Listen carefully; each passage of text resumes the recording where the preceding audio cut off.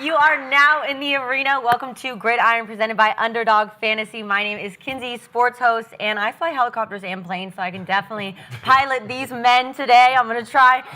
We are joined by, of course, Gil, three-time All-Star, three-time NBA legend, Gilbert Arenas. Hey. Yeah, no, hold on. You're celebrating already? It was 14-9. You barely survived a home game.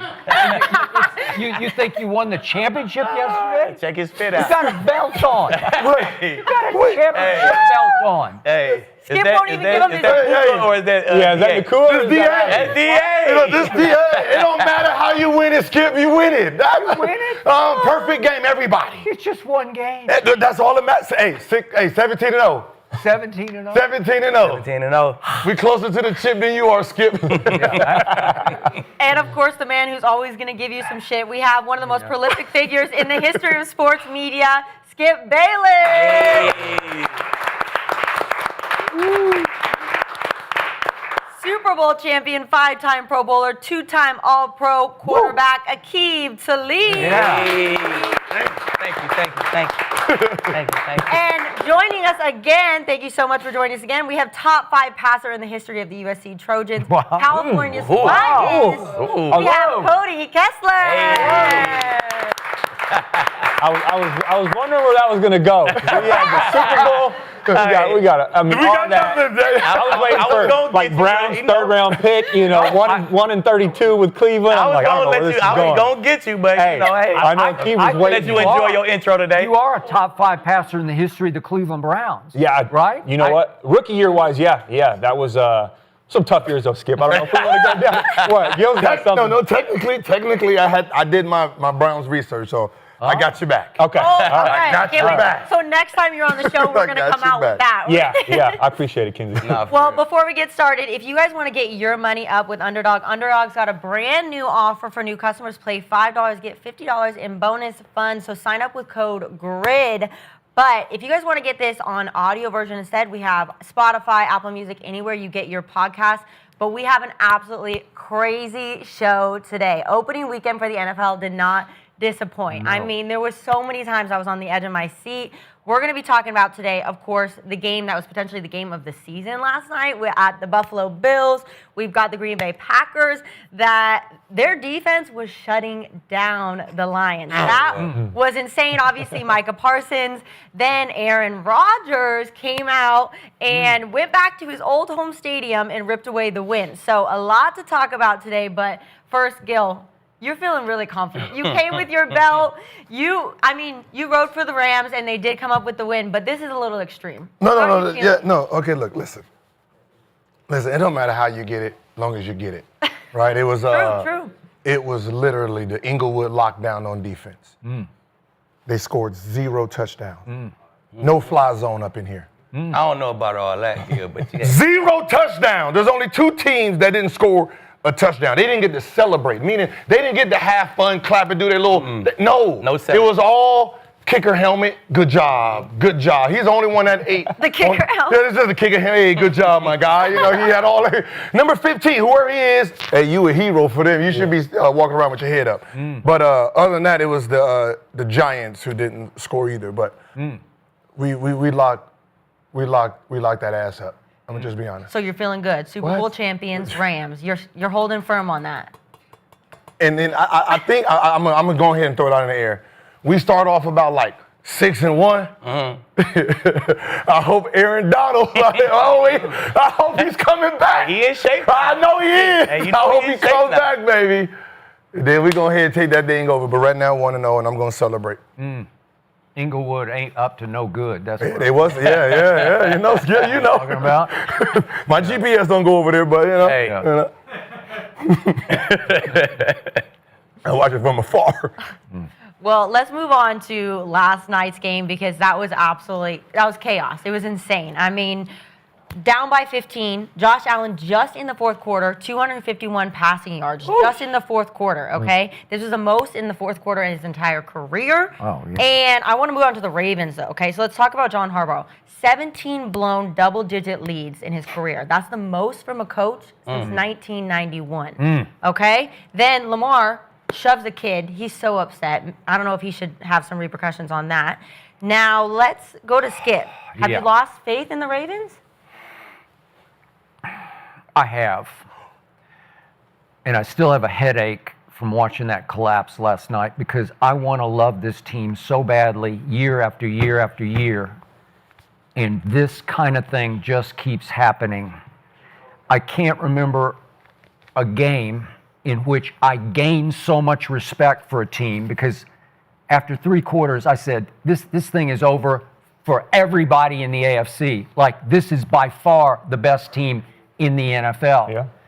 And I lost all that respect through the 4th quarter, slowly but surely. And in the end, I sat back and I said, this team is psychologically flawed. There's something missing in the psyche of this team with the head coach and the quarterback and the running back. Something is wrong. Because when you sit back and look at the big picture, this team gave up almost 500 yards and 41 points on opening night at Buffalo. But this same team, after 3+ quarters, had hung 40 on Buffalo at Buffalo. Derrick Henry looked bigger and faster than I've ever seen him, ever. Yeah. And Lamar, he had the late great escape where I just said, no human can do that when he escaped 7 potential sacks and then ran for 30 yards. Yeah. I just said, that's too good. And then they're up 40-25 until 4 minutes are left, and Derrick Henry takes a real routine handoff, and Ed Oliver jumps it and just reaches out and just literally just flicks the ball out of Derrick Henry's hands. And I'm like, what? That just happened? Josh had just gotten away with the lucky pass. Kincaid hit it at the goal line and tipped it up, and Keon Coleman caught it in the back of the end zone. So all of a sudden, the 1 score, you're saying it's a 1-score game. And here they come, and Buffalo blew 3 2-point conversions, including the late one where Josh threw a poor pass because Keon Coleman's 6'4". He's up on a 6'1" corner Wiggins. And you just got to throw it up where you can just jump ball it. And he threw a poor pass, and it's easily broken up. So I'm saying you guys are trying to lose this, and it gets to 4th and 3 at the 38 for Lamar and John Harbaugh. And you guys will probably disagree, but I was fine with them punting because their punter had launched a 59-yarder and a 51-yarder before the last punt, and he gags it. And it only goes 42, and they get it out at the 20 instead of back at the 3 or wherever they could have locked them up. And here they came, and it's shooting fish in a barrel. It's like candy from babies. You're just pass, complete, pass, complete, pass, complete. And I'm saying, I thought this was that they had a top 10 defense last year. What? There's no pass rush, and there's no coverage whatsoever. And you sit back and you say, come on, Lamar, you just got to figure this out. Somebody has to say no to that up 40-25, and Buffalo said yes. And that was my final takeaway. You want to go? I'll go. I wouldn't say I lost faith in the Ravens because I never had faith in them. Okay. Like, this is the Ravens. Well, you did pick them to win this game. I did, because it's a regular season game. You know what I'm saying? I know they got big game problems, man. They got big game problems. I got a text in my group chat last night that said, "Hey, the Ravens gonna Raven." That just made me laugh last night. But they got big game problems, man. Whether it's opening night this year, whether it's opening night last year, whether it's the AFC chip, the divisional last year, the AFC chip in 23, the wild card in 22. It's a big game, and they got big game problems, man. So they're going to come out and they're going to look like the best team weeks 1 through 17. But when it's a big game, they're going to find a way to Raven. You know what I'm saying? So I never really had faith in them guys. Who do you blame that on? You blaming it on the quarterback? I know who I blame it on, honestly. The football guys do not fuck with the Ravens, Skip. For some reason, they look like the best team in the league. And the football guys let them, you think you're the best team in the league, right? And then they strike down on them, and they let a tip. Keon Coleman catch the touchdown. Then they let the ball just pop out of out of Derrick Henry's hand.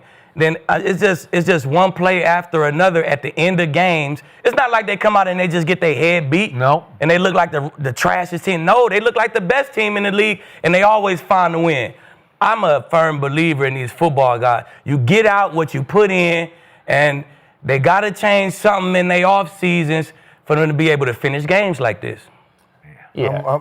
Go ahead, Gil. Now, I'm with you on the football guys because, listen, the game itself, as a neutral party, it was a great game. Yeah, it was. I mean, you watched two Titans just go at it. You did. MVP guys. Like, if you're talking about that's the last game we get to watch, none of us can say we were disappointed. Can't complain. Good point. Right? Both quarterbacks did exactly what they needed to do to win that game. I mean, when you're up 40-25 with 4 minutes left, the chances of you losing that game is 1 in 1,000. Right. Yep. That's, you know what I mean? And when you're talking about the football guys, you're really talking about football guys. Buffalo and Josh needed everything to go right for them to win that game, and Lamar to do everything on offense wrong to lose that game. I mean, you're talking about a tip, overthrown pass tip, Keon catches it. That might have been fourth down. Was that fourth down? The Keon touchdown? It was. Look, that's a fourth No, it down. was. Tip. The game would have been over. Touchdown. Yeah, The game is over right there. The football guys let it get all the way to that point. Yeah. And then they say, all right, well, And who half the put them stadium both in was this gone. offseason? Yeah. They did. Yum. You're Strike down on them, man. About, then obviously Derrick Henry, when he's scored over 100, when he's rushed over 100 yards, they're 10-0. This is the one game they lost. Yeah. Right? You're talking about him fumbling, right? They scored another touchdown. Shit, I mean, on the 2-point conversion, hit the hands, hit the back of his helmet. If he was turned around, that's a catch too.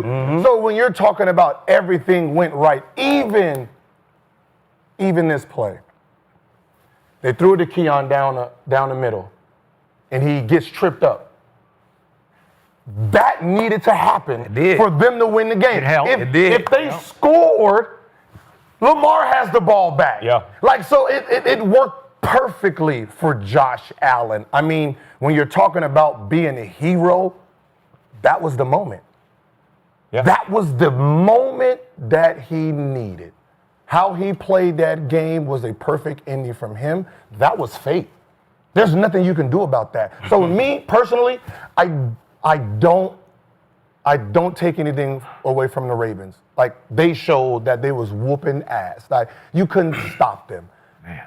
Quarterback playing and coaching shows me that the reason that they lose these games in the fourth, last year they were number 1 through 3 quarters. They were, 29th in the league in fourth quarter points. It shows me it's because of coaching style, right? You become scary. You became a college basketball coach up 20. Now you want to run offense. Offense didn't get you there. Your athletes got you there. Yeah. Right? Now you want to actually show that you can coach, and you slow down the momentum of your team, and you choke off the game. And that's what it showed me, in that fourth quarter, last 5 minutes. Yeah, and to add to that, what a lot of people aren't talking about was that missed extra point too. I feel like really changed the moment. Or we'd be in overtime right now, and who knows what would have happened. But I'm feeling pretty good. Yeah. I'm feeling pretty good because last week on the show I picked the Bills Oh. to win the Super Bowl. So I forgot I should have worn my Buffalo outfit today like Gil. So I'm feeling good, but no, I haven't lost faith. Were you feeling good at 40-25? No, I was feeling terrible. Okay. I probably would have been with the rest of the fans walking out the stadium they did when it went. I mean, as soon as Lamar dropped back, he went back 25 yards, ended up gaining 19 to get in the first down, and then Derrick Henry went for 45 the next play. I was about to turn it off. If we weren't doing the show today, I was going to turn it off. Yeah. It was game over. But then they missed the extra point. You're hanging on a little bit. But no, I haven't lost faith in the Ravens. I really haven't. I mean, we watched, like you guys mentioned, a playoff game last night in week 1. Those are two of the best teams in the NFL. I truly believe that the Ravens are going to figure it out. They're going to go back. They're going to get over that hump, and they're going to make a run deep in the playoffs this year. Lamar is one of the best quarterbacks in the NFL. I have full faith in him, and that was on display last night, like you guys mentioned. And I agree with you on this, Skip. Derrick Henry looked as good as he's ever looked in his career at 31 years old. And there were arguments about don't pay him.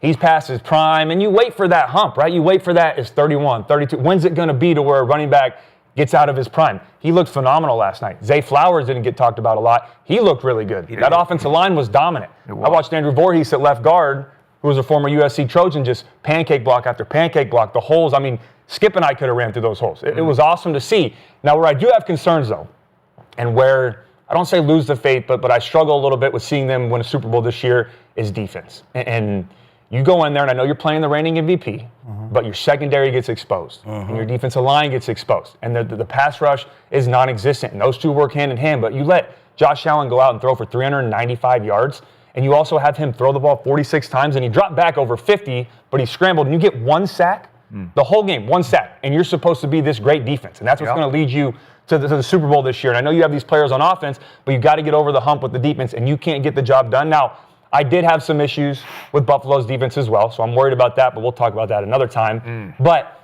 you know, you go out there and you struggle against Josh Allen. And I know he's the reigning MVP, like I mentioned, but it forces me to think that they aren't going to turn the page, and they're not going to get it figured out, and they're not going to get it done. And last year it might have been, you know, Mark Andrews dropping the ball and Lamar Jackson fumbling. Maybe this year they go in the playoffs against Josh Allen and them again, or the Chiefs, and they give up 350 yards passing again. You know, is that going to be the issue? But I will say this. The one thing I do disagree with you on, Skip, from a player standpoint, is I hate that they didn't go for it on 4th and 3. I really do. I really hate that, because you're looking at what your defense is doing, right? Your secondary is getting exposed. You have no pass rush. And those own 38. You're at your own 38. I get that. With a minute 30 left. But my point was, and I wrote in my notes, and you can look at them, and I said, if the Ravens don't get a first down and put the game away here, and Josh Allen gets another chance, the game's over. Buffalo's going to win this game. It's over. They scored 3 times in the last 4 drives before that. So, why punt it? But why put it? And the point is why take the ball out of Lamar Jackson's hand?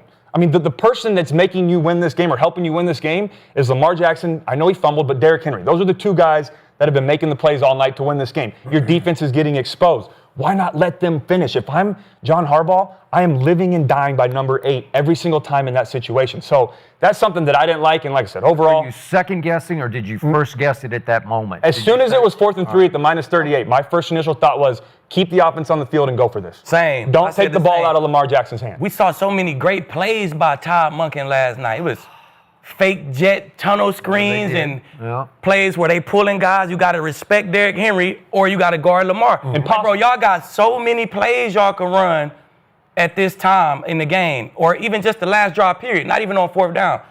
But it gets so bland and vanilla power. Power. Like, bro, run some of them fucking plays you ran and got 9-10 yards on before. So half of it's on Todd Monken. Half of it's on Harbaugh, man. They just find a way to lose played for the Ravens defense, and they went for it on 4th down and missed. You would be furious with the Harbaugh, because you'd say, we're just chopped liver over here, right? They're the Ravens. I mean, but we were chopped liver on that. If I did what we did that night and Coach decided to go for it, I'd be like, shit, I feel why Coach going for it, because we ain't doing our fucking job. They just scored on us 3 out of the last 4 drives. Why would we punt it to them? Like, nothing says punt it to them. You know what I'm saying? So, okay, and on your last 3 drives, you'd not gotten a first down. So, but greatness is greatness. To shut you down. But greatness is greatness. I mean, they made history last night. They made history in the 4th quarter, opening night, 22 points in the 4th quarter. That's the most. Right? 16 points in the last 4 minutes. That's the most in history. Josh Allen threw for 250. What did he throw for? 251. That's history right there. He never did I mean, that's a game. You know? Exactly. So when you're... So why punt it to him if you're doing that to us in the 4th? Why am I going to give him the ball back? Because you got a top 10 defense from last year. Not last night, though. But I also got Derrick Henry, top Lamar 5 in their position. And I got the most creative plays in the NFL. Like, I don't know if you understand, Skip. I was looking at these plays like, oh my God, Todd Monken. It's no way to defend that shit. It's either Lamar with a one-on-one. If Lamar can't get 3 yards with a one-on-one, that's on him. Like, that's on Lamar. I'm going to put the game in Lamar's hands. Lamar, get us 3 yards. Run the play where you pull. Derrick Henry, the linebackers got to respect it. They got to get over the top and respect it. Pull it. Lamar, one-on-one. Get 3 yards. I'm going for it every time. It's like you're not in present time. Like, if I'm watching a game as a coach, right? I'm looking exactly at what's going on. This man is on fire, right? Real. There's no way I'm giving him the ball back, right? If Steph Curry, Michael Jordan done hit the last 7 out of 7 shots, I'm winding this shit down. I am not giving that man the ball back in his hometown. I mean, this is like the Ray Allen shit all over again. You was there, Skip, right? Was I? Right, like the arena left, things happen. Now this man has the ball. Why would you even do that? No one does that, right? I'm going to put the ball in my best player's hand. I got 2 of them. Killing all night. Yep. I need y'all to make a play. Do whatever it needs. Because what happens is exactly what happens. You kick the ball back. This is not 11 on 11 anymore. Once he got that ball back, playing the way he's been playing, that crowd, Bills Mafia, that's the 12th man. Yeah. Now, once the 12th man kicks in, what happens? Referees got tight ass, right? That means pass interference. Nope. That might get called easier now because the crowd is rowdy. They're at home. Everything swung this way. That's what you don't want to happen. You don't want Josh Allen playing the way he's been playing, coming down with the last drive. Just like if it was reversed. If Keon scored that play and didn't get sacked, you don't want Lamar coming down with the last second shot, right? So I personally would have went for the game over. Same. Right? I want to put the ball. Listen, you are a back-to-back MVP for a reason. Do it. And it's 2.5 yards. Like, Yeah. 3.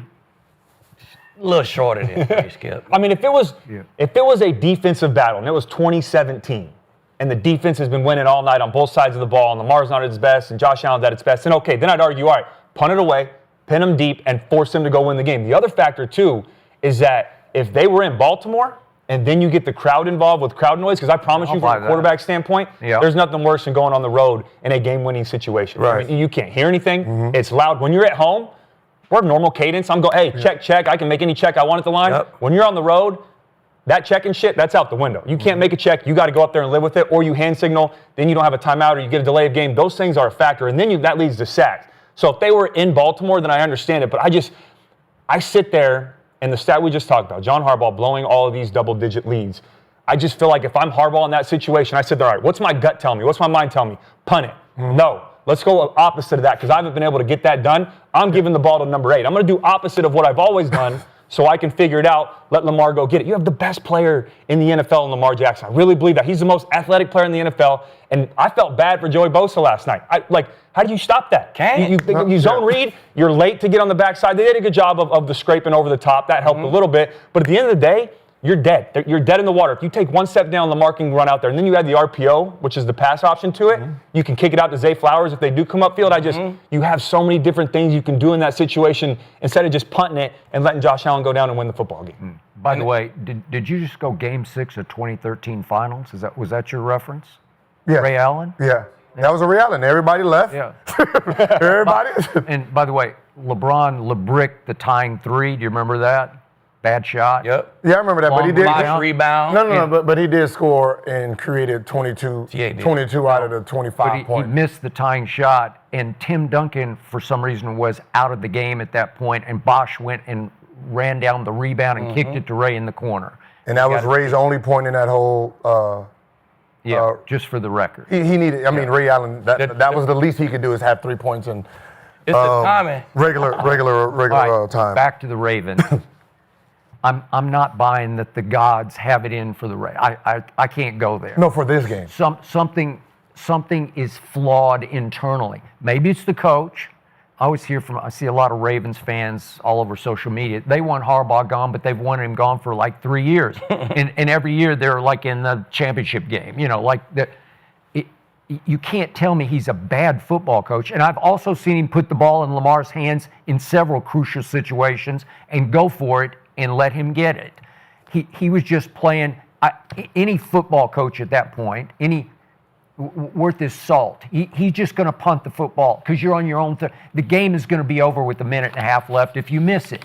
It's too dicey. It's too dangerous because the Bills' defense was on fire just as much as the quarterback was. So you try to punt him inside the 10, but the punter misses it. He gags, okay? And now he's got the ball out at the 20 instead of backed up at his 7 like you thought you would back him up. But this just keeps happening to that team and that head coach because that's now 6 of the last 10 losses they've had back to 23. They've been up with under 5 minutes left. Well, that's wrong. You know, you're too. I think we all agree. Are they not the best team in the league? Seriously, just the roster. The roster. Yeah, they showed it all the way up to the 4-minute mark. Best team in the league, and at 40-25, I'm thinking it's over, man. Like not the game. I'm talking about the AFC is over. Definitely. That's how good they are. Yeah. And then all of a sudden, they added Jair Alexander, who Green Bay cut. I'm sure the Packer fans were celebrating this last night because he had a long fourth quarter, man. Yeah. He just did. I don't know why, because I like him. You said the other day you really like him. I love him. Okay? So what happens? I don't know. It felt like they were front running and showboating a little bit early in, like in the first half of the fourth quarter.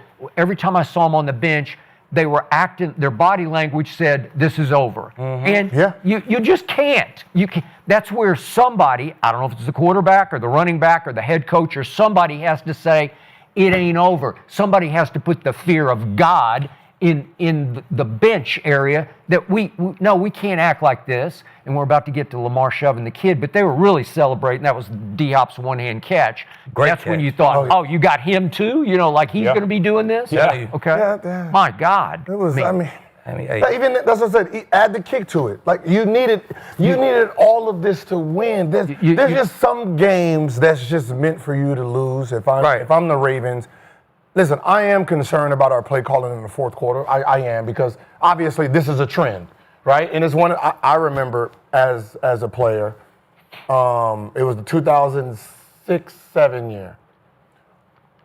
We were scoring about 110 at home, about 94 on the road, right? I was averaging 33 at home, 18 on the road, and I couldn't figure what it was. So I had to go back and watch tape and realize at home, coach let us go out and just do our thing. On the road, damn near called 100 plays. Sometimes. Who was the coach at that? Eddie Jordan. And I had to go up to him and say, hey, coach, man, listen, I've been looking at this little trend. On the road, just let us loose. Like, we should run up and down on the road, right? Because we're against the odds. Like, we're sitting here trying to play perfect basketball, and it's working against us because they're comfortable. We got our tight ass. They loose. Yep. No offense. But that's what it looks like. It just looks like they're playing scary football in the fourth. And that's not the way you're going to win games. Like you have to be like loose going into like the first 3 quarters. Like literally the score was 40-25. You couldn't be stopped. You stopped yourself with the bullshit plays. I know, but what's funny is the bullshit play. Go ahead, Skip. It felt like it was 50-25, and it's still a 2-score game, and you can't get it through your head because they look like dynamos. Like the 40-25, it's still 2-score, right? I mean, you feel like it. But Look what the bullshit plays are. Yeah. The tip ball, then he come catch it, right? Okay. Against the Chiefs, it's literally a toe on the line. It was. Right? Andrews just dropped. He just dropped the rock. He dropped. It's Andrews, he flat out just drop and he never does. Easiest catch of his life. Right. Okay, so you said the guys have done this ain't how? You gotta zit that locker room, man. Hey, I'm telling you, you ain't doing something right. You gotta save that shit. The times when you gotta sage your off season, because the times that I didn't do shit right, I bullshit throughout the whole off season, right? I come in the season, I get I'm at 10 interceptions. I'm at 6 interceptions and 2 touchdowns through week 10. Yep. This is a DMVP conversation for me, right? Yep. What the football guys do to me. Sham! Pop that hamstring. You ain't, It look good. They like tease you, and then they take your ass out because you ain't put in the time this offseason to be in a DMVP conversation. So, they got to do something with that offseason if they want to see the results in the season. Maybe I'm you should telling have gone to church. You ever thought about that? I go to church. I believe in God. You see me talking about the football guys right now. I'm a firm believer in God. You know what I'm saying? Them 3 eyes say you don't know. That's stuff to me. Be that sometimes, you know what I'm saying? Yeah, I show up. You feel me? I make an appearance here and there. You know what I'm saying? That stuff to me, though, the football gods and It's things real. Like I get it, but to me last night, that was momentum, is what I thought it was in that moment. Now, you can call it a lucky catch, you can call it all these things, sure, but the momentum was going for the Bills. I don't care, Skip, if they were at the 38 or they started at their own -8, whatever it may be. They were going to win that game. I think everybody in the stadium knew that. When your secondary can't cover, 3-4 left, right? well, the ones that were still there, or everybody watching from home. But when your secondary can't cover and you can't get a pass rush, you're done. And they couldn't do that in the second half. But Aqib will tell you, if your pass rush is non-existent, you got to cover now for 4, 5, 6, 7 seconds. That's impossible. But if you can cover on the back end, maybe we can get some coverage stacks. When both of those aren't working and you have to go into a 2-minute drill to win the game, there's no shot in hell that you're winning that game with Josh Allen, the reigning MVP, and you've got Keon Coleman who's catching his stride and these other guys around him that are playing well. When your secondary and your defensive line, neither one of them are playing well, and you have to go to a 2-minute drill, it's over.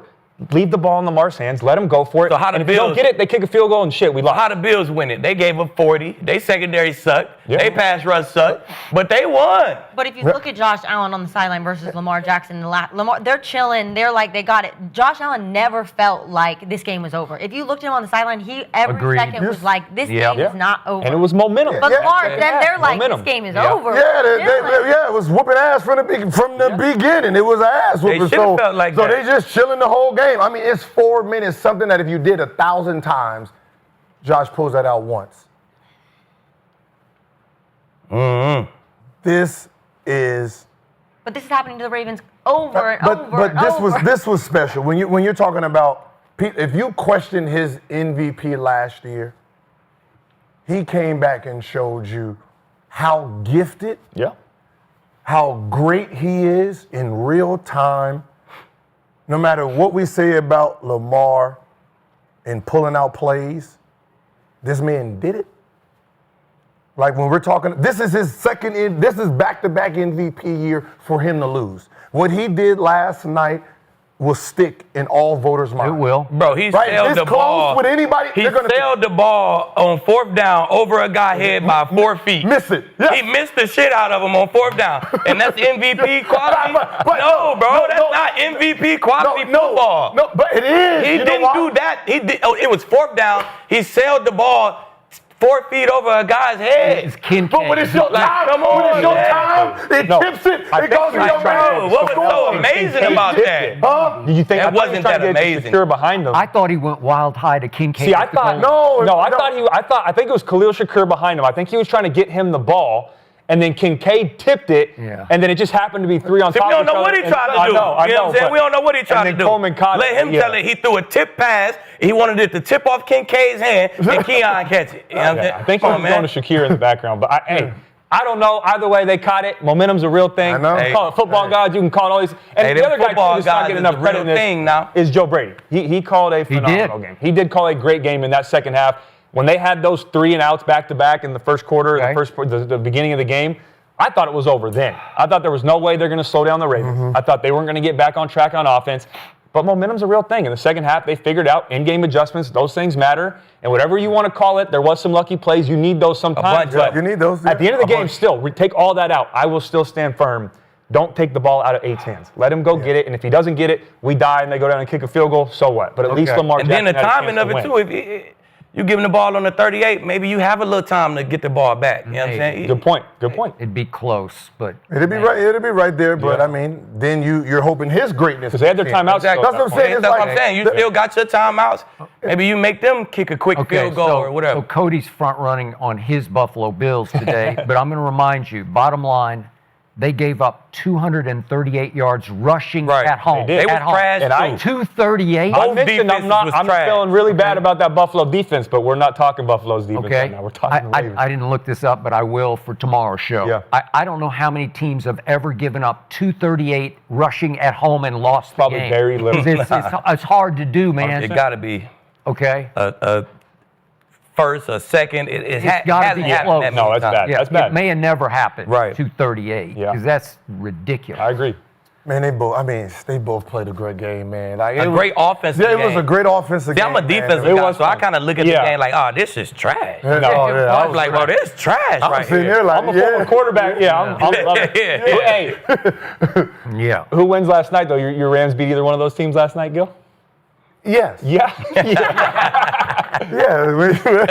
Both of them. because we can't prove it. Yeah. I'm on my skip sheet. Yeah. I do want to talk about Lamar, though. He did shoved the kid. He shoved him. I want to play it on the screen, though, because He muffed out first. The kid shoved him. He lucky he ain't get socked in his mouth. I think Man, that was a hard shove. Like, He's a come kid, on, bro. kid. He drunk. He got to be 21. I don't think he's 21. He looked I like think he's he's 14. 12. Yeah. Do we know? Did they say The age What- of the kid? identify him or how old he was or anything? Let's look. Nah. They But say how old he is. do we think 'Cause he that definitely Lamar was should drunk. have repercussions for this, or is it the kid's fault? It's definitely the kid's fault, man. You are buying a ticket to watch the pros. You are not part of the script. You don't put your hands on the player.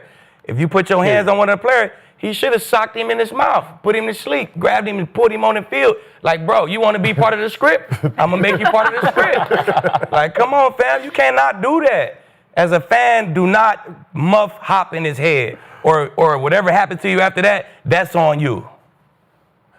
Well, he was banned from the NFL stadium. As he should be. From every NFL As he stadium. should be. As he I mean, we don't know the intentions. It's just. It's like, a muff. No, but I'm saying Okay, where you going? the top of the head. I mean, he got the first one, and then it seemed like Lamar was a little further. He had The his second one, finish. the Lamar was worse than the D-Hop one. that looked. But look, I mean, listen, I'm a fan guy, right? you in Buffalo, okay? All right, you in Buffalo. This is our arena. They're egregious. Right? I don't care who you are.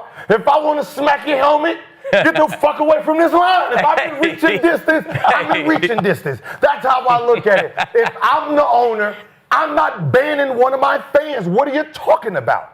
Like, how are you going to find out if this kid is in this building again, right? You won't. This is my fan We got to base. stop calling him a kid. I don't care Yeah, what I can't find his name. he was that drunk, looks bro. like a He's kid. 21. He probably was drunk. If you muff somebody's head at a game, you're drunk. Look at him. He's Yeah, drunk. that's how I want my fans, He's man. What are you drunk, talking bro. about? And I'm going to just be honest He's with you. muffing players, bro. Nah, Listen, bro. You can't do that. I know, listen. You can't do that, bro. As an athlete, you look at these situations and you be like, I wish one of them would do that. But I'm going to tell you right now, you being black in Buffalo. You being black in Buffalo. You think your ass about to go with Bill's Mafia? Those are 100,000 fans. They whooping the ass. You're like, I know, listen, pregame in the parking lot, they jumping on, tables and shit. Yep. Oh, they jumping right on the park. They jumping right on. You think you about to go on that stage and boy. do something to that kid? They all whooping ass. I seen To that man. I seen Rasheed Wallace. That's a man. We're gonna have to come back on that. 'cause That's I a don't know. man. Rasheed bro. Wallace, right?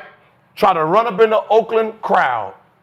We had a little beef with them, and he tried to run up in the stands, got his ass whooped. And that's she. He got his ass And whooped. that's she. So I'm saying, listen, you can be tough all you want, but that is a fan base. Those are season ticket holders. They all know each other, and they dream of whooping the player ass as a collective group. Yeah, But they got to set the bar that you can't do that. I disagree with you. I'm going to give you the square-ass former quarterback saying the right thing answer right now. I mean, look, the fan's out of line, though. I don't care, kid, grown up, whatever you are. Like, there's a line you don't cross. And I know you want your fan base to be like that, but when it goes from verbal to physical, and there's things you don't say, though. Don't get me wrong. There's things you can't say. But when it goes from verbal to physical, that can't happen. I don't care what sport it is, where it's at, whatever it may be, it can't happen. Now, I do think the push on D-Hop was, okay, get him out of here a little bit, but the one on Lamar was intentional. He knew what he was doing. He knew who Lamar Jackson was. He knew what he was doing on both of them. Yeah, I agree, but I think the one on Lamar you could tell had a little more force because he knew D-Hop didn't pay attention. Let me get a reaction off this one. I wish Lamar would have just looked at him, maybe flipped him the bird or something and then walked away. I don't like that he pushed him, but like you put your hands on a grown man, you got to expect repercussions. That's going to happen. I'm never going to advocate for a player hitting a fan or pushing him or any of that. Would have loved to see him walk away, but I can't defend that action. Like, I can't defend a fan touching someone and not getting pushed. It's tough for me to say that. So I'm torn on it. But at the end of the day, I'm glad they got him out of there. I mean, you can go jump on some tables, you can go to the tailgate, do all that. Your ass ain't coming to, especially to the front row anymore if you're going to start putting your hands on the opposing team. It's unacceptable. Again, wish Lamar didn't push him. I wish he walked away, but I absolutely don't think he should be suspended. But how many men think about that? You push them that they want to push back. But people forget they're real humans. Like, that's not Lamar Jackson, the football player. That's a grown-ass man playing a game, sure, but in that moment, you physically assault someone or you push them or you hit their head, helmet or not, he's going to respond as anybody would in real time. So, I mean, I'm with Lamar on that one. Again, wish he would have walked away, but, yeah, you can't be doing that. I really disagree with both of you guys in your sort of view of this thing. This was bad. I don't care what you say. You just cannot. And Lamar said the right things after the game because I think he was trying to protect himself from getting suspended. Yeah. I would suspend him for a game for this because it's over. You can't. You are a two-time MVP in your 8th year. You are a face of that franchise and one of the 2 or 3 faces of the league. And there's a line a player cannot cross, and you know this from the NBA because you've had way more incidents. This was highly unusual because, as you guys know, you can't find a football stadium where you can even touch. You know, even at Lambeau, you have to leap up to even have contact. This is a rare, because that's an old-ass stadium. Yeah, and they're about to blow it up. Yeah. And only along that end zone, you can actually reach over at eye level and touch the fan. Okay, so they are celebrating going along up against the fans on the road, which is, to me, that's out of line to start with because you are asking for it. All those fans, you're going to go in your literally in your face, in your stadium, because D-Hop just one hand caught it while his arm is being tugged by the DB. And it was sensational, and Lamar runs all the way to celebrate because that was his first catch as a Raven, and it was spectacular. So Lamar's into it. They're front running because they think that's just that's gonna cap it off, like the game is over. So they're celebrating and they're kind of doing a line along of celebration as D-Hop goes all along the stands, and yeah, the kid's out of line, but there's this thing called liability that the NFL cares a lot about because I'm not going to be surprised if that kid or his family or whoever it is, they're going to sue the NFL because he's got a back injury, quote unquote, something. Because he can. He took a shot. Yes, he can. You better believe he can. I know the law, Skip. If you go muff somebody in their face, okay, bro, well, you can't do that. Why do you think they cracked down so hard on you guys off the Malice in the Palace? Because they went up in the stands. Okay, well, he went over the edge into the stands and shoved the kid like 6 feet back. Yeah, they both did. Yeah. I mean, okay, when you look at it, the reaction of the fan plus his reaction was it's an even wash, right? I personally don't think either one should. No one got hurt. I hit your fucking helmet. You're a football player. Watch out. And I'm not complaining. I fell into, like, you made my fucking years. So at the end of the day, I will be asking Lamar, how do you feel? Do you want him tossed? Yes or no? Most likely, as a professional, he's going to be like, nah, it's not. I just reacted. I felt the hit, and I reacted. I thought it was one of those. The human reaction. I thought it was just one of those aggressive, players, or, one of those aggressive fans that, and then once I pushed him and realized, it was a skinny little dude.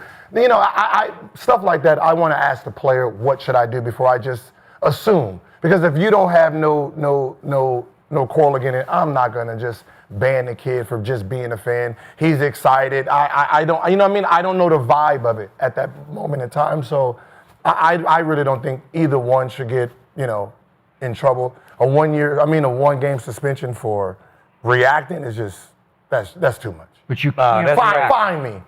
Okay. You know what? Fine me. Let me donate something to Bill's Mafia. I'm pretty sure they'll be happy. If a fan run his ass on that field. Yeah. Okay, but he didn't run his ass on the field. But he reached over and smacked the guy. Skipped 2 of them. Muff. Yeah. You can't do that, bro. He got a 2 for 1. You can't do that, I think but if a fan do run on the field, the security come tackle the shit out of him, bend his neck back, treat him. You know what I'm saying? Fair game. Break his arm. Yep. So, hey, you on the field. You lucky you just got pushed. If the fans are cheering and Lamar just walking past talking, the fan cheering, and Lamar muff his face, they going to sue Lamar for millions. Right? And he's done. He's done. Then he's going to get suspended and all that's going to... You're gone for the year. It's got to be the same, bro. It's the same. You a fan. You bought a ticket to come see the show. Come watch the show, bro. You're not part of the show. Okay, but the commissioner Don't make yourself will not part of the like show. this. I promise you, because the liability is extreme on this. When you then cross back over the line and shove that kid, you can see it on the video. He falls back like 6 feet. Hey, Lamar got him There was good. some force. No, there was force. Yeah. It is. I mean, he's strong Man. for sure. I mean, Ooh. Skip, he sat down in his seat, Skip. No, he fell Said over he his flew feet. 5 rows Hey, deep. by today, he'll have a That means that concussion He and a said back he injury. pushed He down there him. sitting He out there. pushed That's him. what I He said. sat back down in his seat, That's what I bro. said. He's ready. I mean, it's one Like, of those. come on. Gotta be a He kid. two-hand His pushed you in the parents. chest, and you sat back down in your seat. Like, come Hey, on, bro. Just wait for the lawsuit. It's coming. Nah. The You gotta NFL, he feel- will not win that lawsuit. I mean, because you got That's two- going to be the easiest lawsuit ever. Yeah, My lawyers will eat that little lawsuit. Let alone the NFL lawyers. Like, come on, You're fam. gonna- you're That kinda lawsuit is cake, bro. You can't hit nobody and then sue them. Like, bro, they don't work like that. D-Hop will sue. I got whiplash. And, Like, come on, bro. And Lamar, we see this no, head go somebody this in way. his family got money. He's sitting, Like, if it was- he's sitting front row, bro. Hey, If come it on, was man. verbal and he said some shit and then Lamar pushed him, Lamar be wrong. Then you go, okay, yeah. The fact, that was my point. As soon as you cross that line from verbal, and there's stuff you can't say. Don't get me wrong. I'm not saying that. Yeah. But when you cross that line from verbal to physical as a fan, Yeah. and I'm not, like I And said, then I'm you not can trying to say justify whatever. Lamar pushing him. I wish he would You have can walked say away and whatever took you the high want. road. Then it's But up you to look Lamar to both. get you removed, like Westbrook do. That's what Westbrook do, right, Gil? in during the game. Right, Gil. That's what Westbrook do. Every time somebody say something to him, Westbrook, hey, Get him hey, out. come get him out of here. Like, Yeah, Lamar would have had to get him up out of there, right? Well, he used to go after him, but now he learned it's him. Hey, yeah, Go get him. Westbrook just to tell on you real quick, get you put out, fuck up your day. Lamar would have had to do that, Yeah. but it was more than verbal, bro. Yeah, so, physical hey, part is come on, man. Third what quarter crosses the before line. everything switched up. Ah, so this was the football guy. Yeah. This was the football guys. Late in Changed the, everything. Late in the so this was the touchdown that scored the 40, and they ain't scored since. They ain't do nothing They ain't after scored. that. No, I don't think They it wasn't. Lamar, whiplash, whiplash, They and fuck struck you. down. Yeah. No, the 40 was It the wasn't the run 40. by And Gilbert. listen, That was the whiplash kind of threw his game off. That's what. Yes, to him for that. He threw my game off. Okay, let's move on to Micah Parsons. Obviously, his debut. We've been talking about this non-stop. So let's talk about his first game. Okay, Matt LaFleur. He went on to say after that they held the most high-powered offense last year to 250 total yards. Okay, Micah Parsons only played for 45% of the defensive snaps because his back, but he looked pretty good. 1 sack, 1 tackle, 1 QB hit. How much credit are we giving Micah for the Packers win, Aqib? I thought Parsons played good. I thought he played a good game. He came in. He had a pressure that probably led to a turnover, an interception. I feel like he sped Jared Goff up on that play. That led to a turnover. I feel like when he was in, he played the run solid. But I feel like it was the other guys who dominated. It was Wooden, Wyatt, Rashawn Gary, and Van Ness. Them guys dominated it. They stopped the run. Yep. They had a lot of pressure inside with that new interior for the Lions. That's what a lot of people are not talking about. It's 3 new guys in the middle for the Lions. So I feel like they did an excellent job stopping the run, getting pressure inside. And Jordan Love damn near played a perfect game himself. So he spread the ball around. 10 guys touched the ball. It was just, the Packers was just on one. And I won't give Parsons that much credit because he didn't really play that much. He played 25, 27 snaps or something like that. 29, yep. You know So what I'm saying? without Parsons, they would have beat. Without Parsons, they would have did the same shit. They was on one. This a 11, 12 win team from last year. They got it on their mind. Like, this our year this year. Parsons is the icing on the cake. But this team, they gonna do something this year. They showed me a lot last night. Yeah, I mean, I agree. Look, he only played 29 snaps, and it's tough to give him credit for the win, but you can't say that he didn't have an impact. Oh, he because did. when you go back and watch the tape, he had an impact when he Made was splash in there. plays. Made some good plays, and like Aqib mentioned, he was a direct result of that Evan Williams interception. He made Goff get off his timing a little bit, and I promise you, when you have a guy like Micah Parsons in there, if you're Jared Goff, you're peeking a little bit to the right before the snap when he starts making a little bit of an impact. He played good, Skip. He really did. And I watched it again, and I know you're a Dallas fan, but he had a good game because I went back and checked the tape again all the times he's in there. Has as good as a first step at the defensive end spot as anybody in the league. He really does. Miller-like. I mean, he's as good as anybody in the league with that first step. He's 6'3", 250 pounds, and he's as athletic as a tight end or as a receiver, as any of those guys. And he does such a great job of using his physicality. I know you mentioned that, he's a finesse guy, and he can only run around the edge, and that's been the knock on him. He looked physical. Go back in that game. He had it on his mind last year. Yeah, like he went up against. I'm playing a run. He went up against Penei Sewell, who's one of the best. How many tackles did he have? No, I'm not talking stats though. He had zero. You can't just look. No, he had a sack. That edge. He had a sack. Go back on the tape. Go back on the tape that edge. and look at the game in the third quarter. 11 minutes ago in the third quarter, it's 2nd and goal.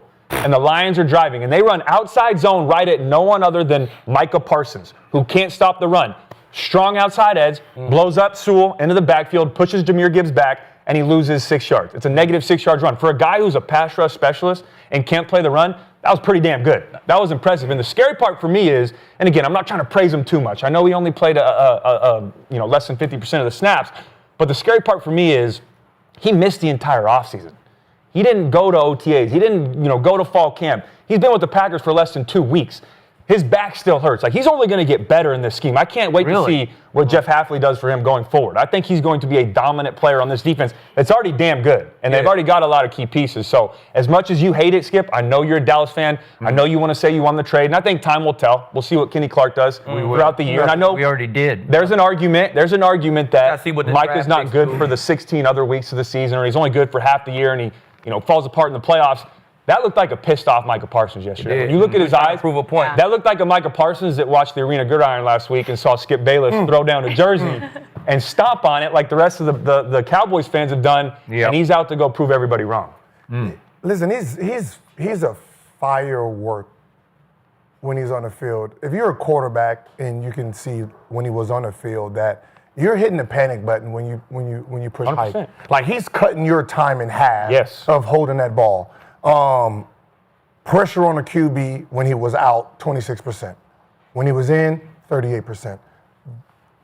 That is fucking huge. Yeah, it is. Right? When you're talking about, somebody's putting pressure on the quarterback himself, you are in this mode right here. You're not settling in the pocket. You're not sitting there trying to pick apart this defense because you have an animal after you. So when you say, did he help win the game? Was he the reason? No, he wasn't the reason they won. I mean, there's two sides of it. But did he do his job? Was he looked great. Excellent? Yeah. In the 29 snaps? Hell yeah. Yes. By far. Like, it was a big impact for him. $46.5 million impact, or for 29 snaps? Yes. For only being there for 20 10 days and not knowing the defense? Yeah, I think so. I think he's well on his way. Yes. You finished? Wreck-It Ralph is what they should call him. His nickname should be Wreck-It Ralph. Because when they get in there, he's fucking shit up. Man, I wish he'd wrecked one game for my Cowboys after his rookie year. Look, I'm going to give you this. On just sheer presence, he ignited the whole stadium. They introduced him last, and the stadium went crazy. And I hope they enjoy it while it lasts. And before I continue, I must say I did wear my Wayne chain today. This is a gift from my brother Lil Wayne, just because he's such a Packer fan. And I'm going to honor you, Wayne, one time, one day, and enjoy it while it lasts. Because this guy has a long history in Dallas of slowly but surely wearing down over the season. He's not a physical football player. There's a lot of flash and dash when he's rushing, and he was fresh yesterday. And he did look more inspired than I've seen him look as a Dallas Cowboy since his freaking rookie year. And it really pissed me off that he goes up there and it's like, oh, God, I got to be on my best behavior. I got to give every ounce, every snap. And yet he plays 29 snaps as a situational pass rusher, and he's eating up a quarter of your salary cap. Good luck with that, because it will be diminishing returns throughout the year as he goes up against the Penei Sewells, who rock him and blast him, and he gets chipped. And he finally starts saying, damn, I don't like this. He doesn't enjoy that kind of contact. He initiated a lot of it yesterday, but then he brought down the house in garbage time with 4 minutes left. He gets loose and comes all the way around the formation as cement-shoed Jared Goff tries to run for a first down, and he runs him down from behind, and it was the classic blindside chase down sack where Jared Goff never saw him coming. And I read this morning that Micah hit 18.47 miles per hour. It's the fastest he's ever run on a sack in his career. Ferrari. So here we go. He Ferrari'd one time in the opening game at Green Bay against a Detroit that was starting 3 new offensive linemen, guard, center, guard, all new, and I don't think they're very good because they were getting just destroyed yesterday. It's gonna be a problem. And Jared Goff got turned into Zach Wilson or worse because he was on his back feet the whole day. He showed me no guts, no glory. He didn't step into a throw. I didn't see him step into one all day. No. And they're coming from everywhere. And you nailed it right away because that Van Ness, he's turned into a beast. I'm telling you, he's coming from the other side. And Edgerrin Cooper, the linebacker, is a dog. And I'm going to say he will have more impact on the defense than Micah will have for 17 games. And I'm going to remind you, this defense finished 5th last year. It was 5th. It is. Okay, they're really good. And they got a little better with Micah. I give you that, because how can you not with a situational pass rusher with that kind of speed and quickness? But you just watch, he'll slowly but surely start disappearing. And all I got to say for Cowboy Nation right here, right now is, in 2 games against on their way to the Super Bowl, Philadelphia Eagles last year, 2 games he played played every snap, every defensive snap for 2 games. We lost 34-6 and 41-7 and got run off the field with 187 yards rushing and 179 yards rushing.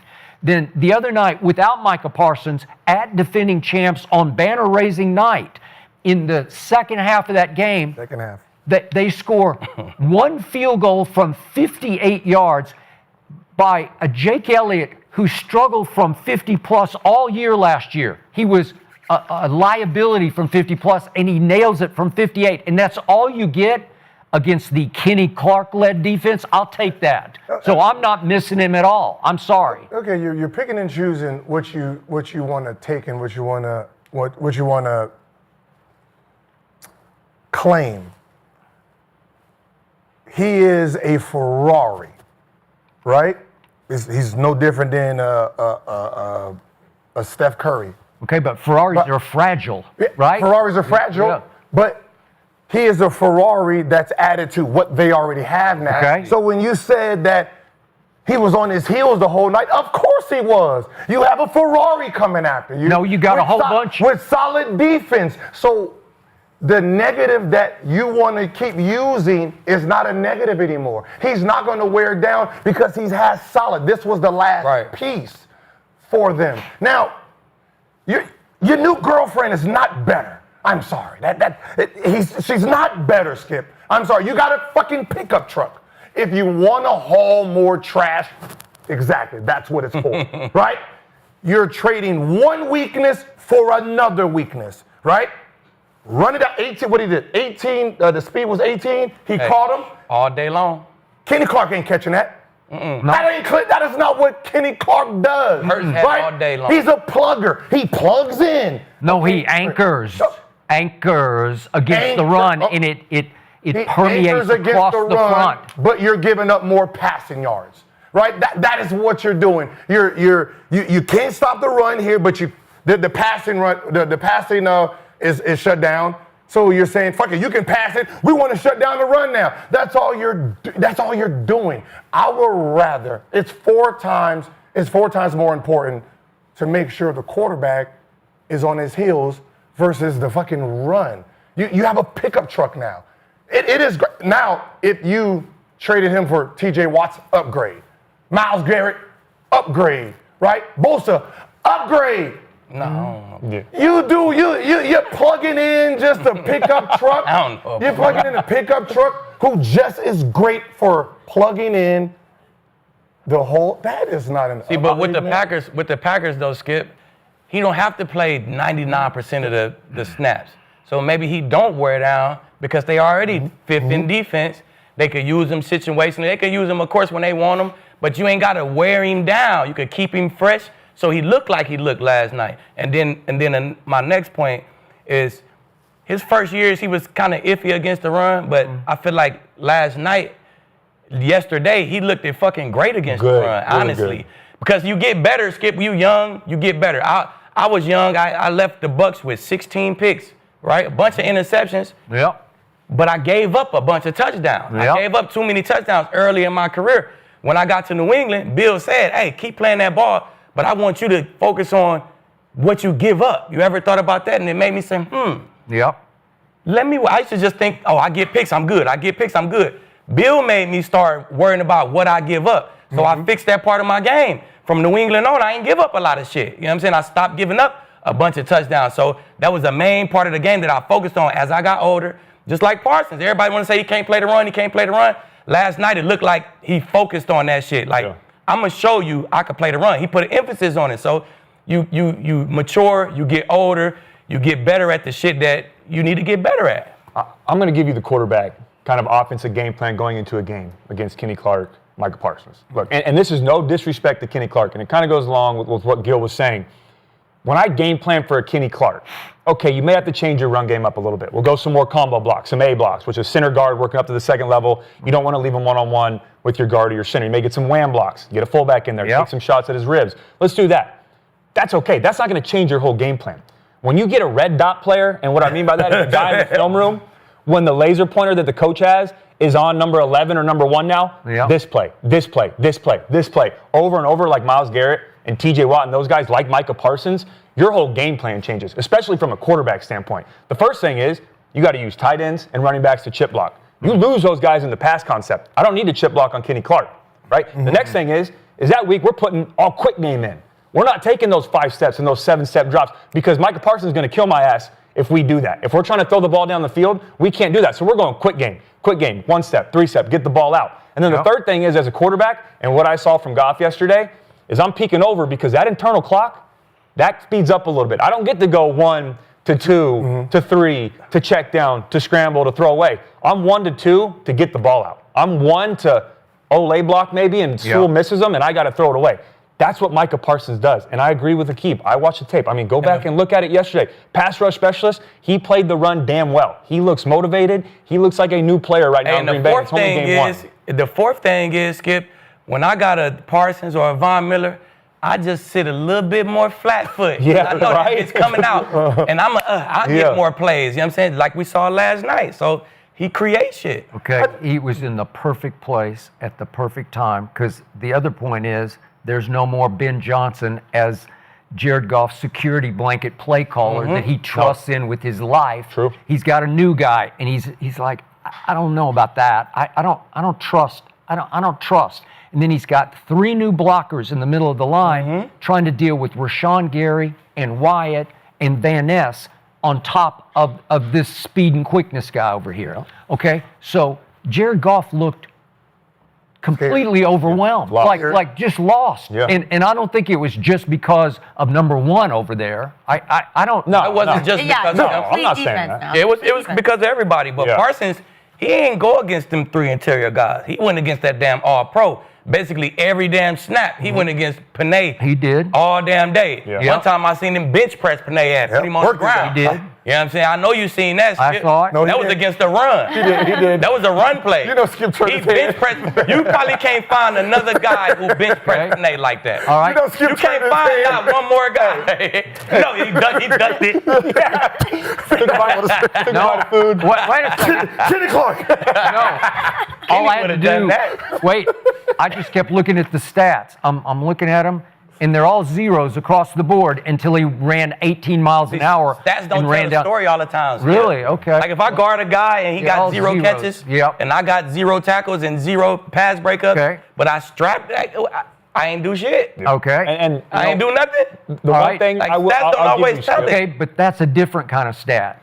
Did Micah make 4? If he'd made 4 tackles against the run, you got me. 4 But what solos. if he set the hell out the edge and let Van Ness come make the tackle? Yeah. Because the running back couldn't get outside, he cut back. That's what I tell my youth football players. Nothing outside. Make them cut back to all your teammates. If you don't make 1 damn tackle, Mason.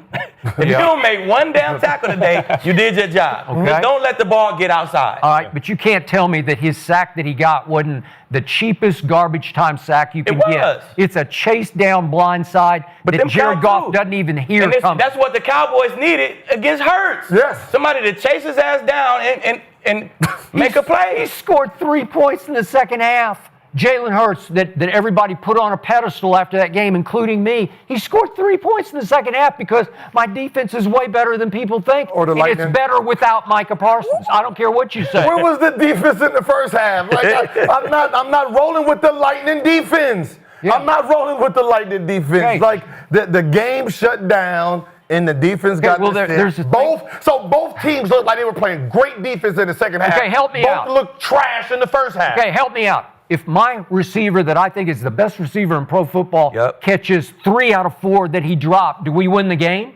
Yes. We win the game? Possibly, yeah. Yes. No, yes. Because there are things called the third quarter and the fourth quarter when my defense drew a bead on it and said, we got this now. You make halftime adjustments, you make lightning delay adjustments, and you shut them down, man. They barely scored 3 points on a 58-yard field goal. I'm running to the bank with that. I love it. They played good in the second half. Okay. We're not taking that away. We're not taking that away from the Cowboys, Skip. But what we are taking away was in the first half, they needed somebody with a motor who's going to run Hurts' ass down like he ran Jared Goff ass down. Did they needed blitz, somebody like that. Did they blitz one time in the first half? But one time. Zero. Cowboys? That's the thing. Zero. Because they couldn't. If you blitz, you traded them. You got to deal with a whole other That pickup truck ain't going nowhere, man. No, come on. You don't want to. It's hard to guard Devontae and AJ. It's hard to guard them guys one-on-one. If you blitz, you got to match up against them guys. Well, they took them out of the game. Yeah, because they fucking 4-man They get one catch and 3 catches for nothing. I mean, hey, it's tomato, man. You pick your poison. No, it doesn't. I mean, to Skip's point, though, like, it's easy to do it one time. It's easy to do it the first time of the year, the first game of the year. I mean, you know how fired everybody is up. Like, you're fired up. You're a new place. You walk in, you get a standing ovation. You haven't played one down yet. It's easy to have emotion and be fired up and make those plays and do all that. The argument is, can he do it for 16 more weeks? And can he do it in the playoffs? Or is Kenny Clark going to be the guy that Dallas needed this year to get him over the hump? I just think time will tell. But from what I saw yesterday, I know Gil's ready to go. No, I'm just saying you can't. Listen, I've called some defensive guys, and because I was confused with this idea. Because in basketball, it don't make sense. If I have Steph Curry and he's giving me 30, and I say, damn, he don't play no defense, and then I switch him out for Patrick Beverly, I got better defense, but I don't got fucking 30 points, right? So the fact that you didn't add them together to have a complete defense, it just seems like you patched up a tire from being, from it leaking, which you traded in your brakes. Like, what happens when this car starts to run downhill, like Jalen Hurts? What happens when Lamar comes down there, he wants to break on the outside? What happens when Daniels decide to run? Like all these guys that are you gonna be able to challenge that? No, your Ferrari brakes is gone. You got a pickup truck that just focusing on stopping this run. And all the D tackles that the Packers showed last night, Jerry could have got on the phone and got one of them and kept Parsons. Like, bro, they had D tackles out the woodwork last night. He couldn't have got on the phone and got Woodley.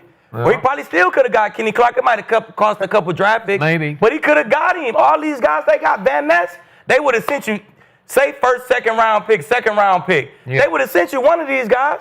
Then you got Parsons and you got somebody to help you stop the run. And that was my problem. You could have made a better play than my problem was the timing of it. Like, there was no plan. Like, if you do this earlier in the offseason, then we can go find another pass rusher and figure it out. You do it 2 weeks before the season starts, there's no backup plan. And it's hard to replace a Micah Parsons. I don't care. I mean, even if you do it in February and then address it in the draft. Right. Trade for someone else. It's hard to replace a Micah Parsons. And going to get a D tackle is not going to replace that production you have on the edge from a guy like Micah Parsons. Okay, I'm going to say this one more time. This is what none of you can appreciate because you didn't go through what I went through with Micah Parsons. I watched every snap very closely of 4 playoff games. Not 1 or 2, but 4 playoff games in which he played the whole game. He had 1 sack in 4 playoff games, and it came in garbage time with 1:29 left in a Cowboy blowout win, the only one of the 4 they won, at 8-9 Tampa Bay featuring 45-year-old Tom Brady. He got Tom on the ground with 129 left of a game that was 31-14 Dallas. That's it. That's all I got from him, because in 2 full games against the 49ers, at San Francisco and at Dallas, when we were a 7-point favorite in that one, he no-showed. He had no stats, no splash plays, no nothing. Where I'm like, where was he? And then Green Bay, of all teams, comes to Dallas. And we are 7-point favorites. We're the 2 seed against the 7 seed. This is 2 years ago. It's 27-0 before halftime in favor of the visiting Jordan Love Packers. 27-0. It was the ugliest, most shameful, most humiliating playoff loss I have ever experienced in any sport, anywhere. 27-0 when I thought they had a chance maybe to pull this off and finally break back through in 30 years and go back to a Super Bowl. 27-0 at halftime, and he had the worst stats of his career for the game because I didn't even know if he played in the game.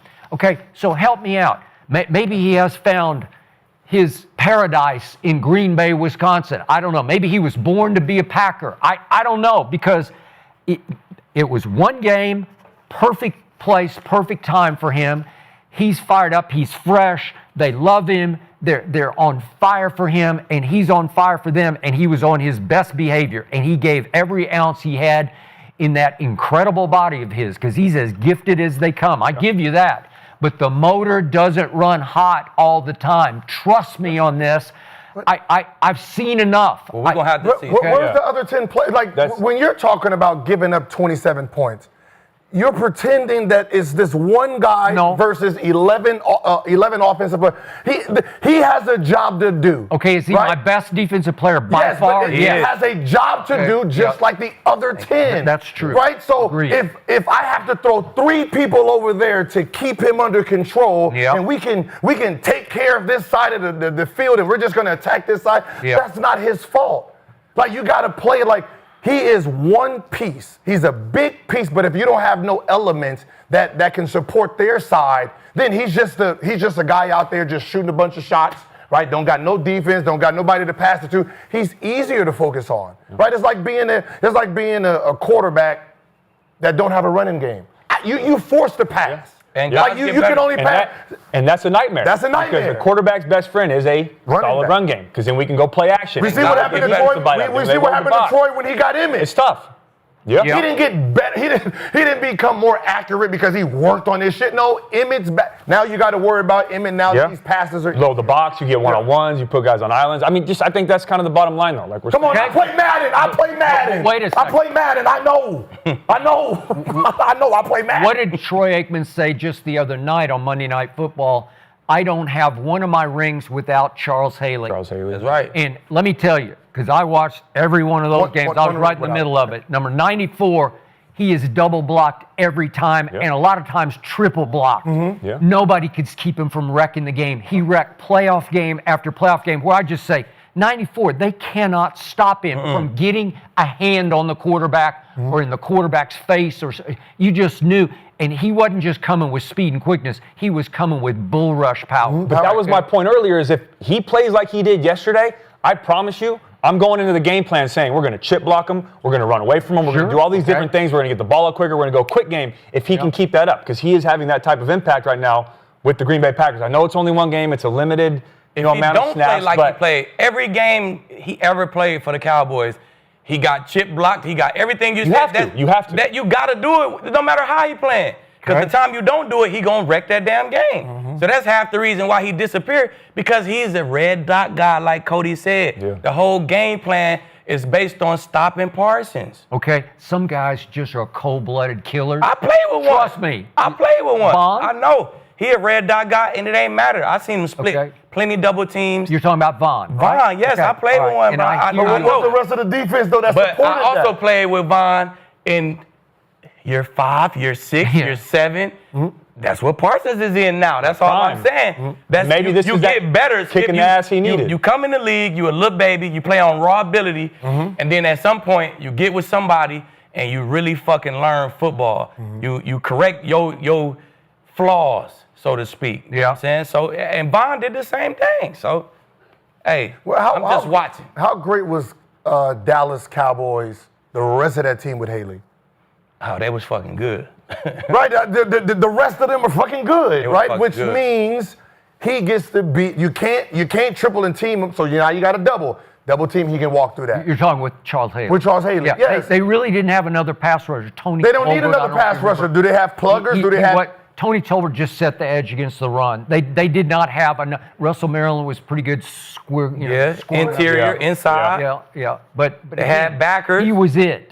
He changed life in Dallas, Texas. They had safeties. Okay, I'm just telling you, Micah Parsons is not a cold-blooded killer. He doesn't have that in him. He was LeBron James the first year in Cleveland. That's that. You get better, bro. In Cleveland, right? Where it's just him. It was just we don't him. have to worry about the rest of this group. Skip probably was saying that When then. he got LeBron James is not a cold-blooded killer. And it was Well, he's like not. 4 years. Yes, He's not. But what I'm saying is, he's never been. He just But went when to he got 8 straight chips and won Really? 5 of them. Boy, I'm saying, when he got to Miami, Like, come now, on now. now there's a Dwayne Wade out there. Now there's a Bosch. Now you just can't focus on this man And by Ray. yourself like you did in Cleveland. It becomes a different player. Really? Well, Yeah. against the Spurs the second time around, they got blown off the floor by a record finals margin with D. Wade and Bosch and all those guys and LeBron Was that in the his first- peak. Well, It was that like was old. That was when D. Wade was Five hurt. the Spurs is a legend team too. D. Wade Oh, was he's hurt. got D. knees. Wade The was Spurs hurt. had him and Ginobili, and they had their own, D-Wade was Tony, and they had their own set of Hall of Famers as well. So They it ain't did. like they lost to some But scrubs. you need great players to enhance your ability. That's all. Okay, so you guys So have he has it convinced me. now. Yeah, you have convinced me it is over. The Packers have won the NFC. I don't even know no, why they're going to play the rest no, of the game. No? I'm what you saying guys Packers said. won a trade. That's over. That's Yeah. not what I'm saying. I'm actually, I picked the Lions to go to the Super Bowl, so I'm feeling worse about Oh, the you admit NFC that. right Thank now. you. Yeah, I did. All right. I did. Same, Skip, same. Yeah. And? We just talking about if Parsons deserves credit for that. You feel me? That's what I'm talking about. That's what I'm talking about, Skip. He's trying to add. How much credit he deserves from We're that. talking about red dot How guys good right he now. played yesterday. I'ma just be That's hon- all I'm talking about, Skip. I'm gonna just be honest, Skip. Yeah. I know we don't need to be doing this, but first week predictions, I'm 5-1, Skip. Oh, Really? 5-1, Skip. You 0-6, but I don't want to tell you that. You 0-6, just so. You know what I mean? You had a, Yeah, I you had like a the rocky math. first week. I like that Gill math. It's like you shot 80 or 84 when we played golf the other day. Yeah. 2 holes. Yeah, 2 holes. 2 holes. That's On the all front I need, nine, baby. You know. on the front, then you had to go to the back. All right, Skip got bullied on that one, but let's move on. We Not got yet. it was 3-on-1. Jump You Skip said right we now. jump Skip right now. Yeah. Stop. That cowboy, Every time that that Parsons star come up, will Skip gets blind you a jumped. little bit. Let's move on to Aaron Rodgers, okay? He goes back to his old team, 34-2, and he had a lot to say. I want to play what he said at the press conference because he was living. He had You spoke talked at the about meeting with Aaron Glenn on McAfee a few months ago.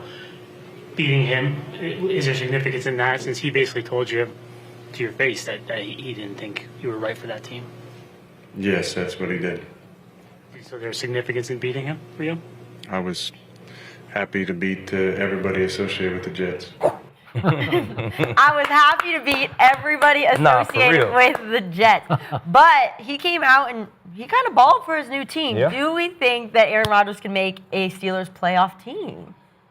Yeah, you know what I do? I think you add Rodgers to that roster. They're already a playoff team. I think Aaron Rodgers helps them get over that hump. If they would have went to MetLife yesterday, if you would have told me that they're going on the road yesterday, take out the Jets, if they're going to play anybody on the road, and their defense gave up 400 yards of total offense, they gave up 32 points. They did. They gave up 180 rushing yards, and they only ran the ball for 50 yards. Yep. My first question would be, how much did they lose by? Yep. But instead, Aaron Rodgers comes out, goes 22 of 30, puts the team on his back, throws 4 touchdowns, only 218 yards, but he did what he needed to do to win that game. Now, I think he had I know there's other, 244. 244 yards. Now, I know there's other issues in that game that happened, and circumstances. I know the Quincy Williams late hit out of bounds kind of killed that momentum. It did. And instead of being 2nd and 15, now they're 1st and 15 plus They yards were. now going Yep. forward, and they go down and Yep. score. Right after that, there's the fumble on the kickoff return, and that kind of spark plugged everything. But Aaron Rodgers still had to put the ball in the end zone. Just because those things happen doesn't mean the game's over.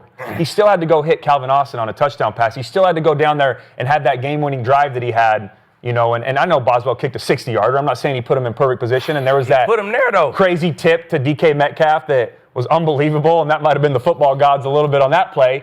But he looked good. He looked calm. He looked cool. He looked collected. He looked like he was comfortable with Arthur Smith and his play calling, even with the run game non-existent. He looked like he was a guy that was understanding progression, going through the offense. Was it perfect? No. The timing, the accuracy with his guys. He missed all of OTAs. That will come. And then there was an argument, too, that, you know, he looked like an old man out there. He was afraid to get hit.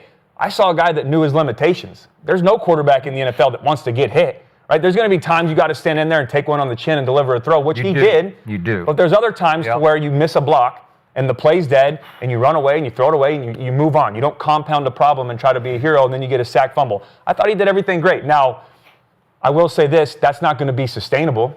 I don't think that you can depend on a 41-year-old Aaron Rodgers to go out and win you a football game every week with his right arm. You're going to have to get better with your run game. You're going to have to get better on defense. But he went out there yesterday against a better Jets team than a lot of people expected and had some outside noise with it, you know, his former team and all of that, and he put the belt back on, and he went out there and won the football game for him. So I believe if that's the starting point and he's going to keep getting better, that they absolutely can get over that hump this year as a playoff contender. You want to go? I'll go. I agree with Cody. If you don't run the football good, if you run the football how Pittsburgh ran the football, they had like 50 yards rushing. That's correct. You get one turnover and you drop 34 points, like your quarterback was damn good. So the passing game was cracking. I mean, I seen the little A-Rod yesterday, man. It was a little A-Rod, like a real old A-Rod. The off-platform throws, he threw off his back foot, threw dimes. He got out the pocket on the run, he threw dimes, you know what I'm saying? So I like it. I think if he play that way, the defense will get better. Like that's Pittsburgh's defense. They have to. They gonna be better. I'm a betting man. I would bet that be one of their worst outings all season right there. Justin Fields came out and played well. He kind of put him in a bind. He sure did. With his legs, with his movement and all that. So the defense will be better. If you get that A-Rod with what I think the Pittsburgh defense gonna be, shit, they could play with the Bengals, they could play with the Ravens, they could play with the Chiefs, the Chargers, they could play with they could play with the Texans. They could play with the Broncos. In there. I ain't putting Indianapolis in there. That's another story. Yep. I'm still not gonna put the Colts in there. If you could play with all them teams, shit, you a playoff team to me. It's gonna be, you're gonna have a chance to slide in that 5th, 6th, 7th seed. You're gonna have an opportunity to do it. So A-Rod play like that, hell yeah, I say the Pittsburgh Steelers is a playoff team. What you got, Gil? I got a Yeah, lot. he's thinking. I got a He's lot. got his highlighter there. I got a lot, Skip. See you, Kinsey. You feel me? I got like Color coordinated. the greatness of this. But if you add with who Tomlin is, right? You add A-Rod. You have him, DK, the coach. Then you have Bosa in that defense. Yes, they're going to make the playoffs, right? They're going to be a very dangerous team. I don't know where all the hate comes from when it comes to him, but Because he ain't did shit in about 12 years. He's great. Like what he's done after an Achilles tear is remarkable. I'm sorry, there's only one quarterback that's played better the very next year, and that's Dan Marino. Right? That's the only quarterback that had a great year, winning comeback player of the year in '94. Right?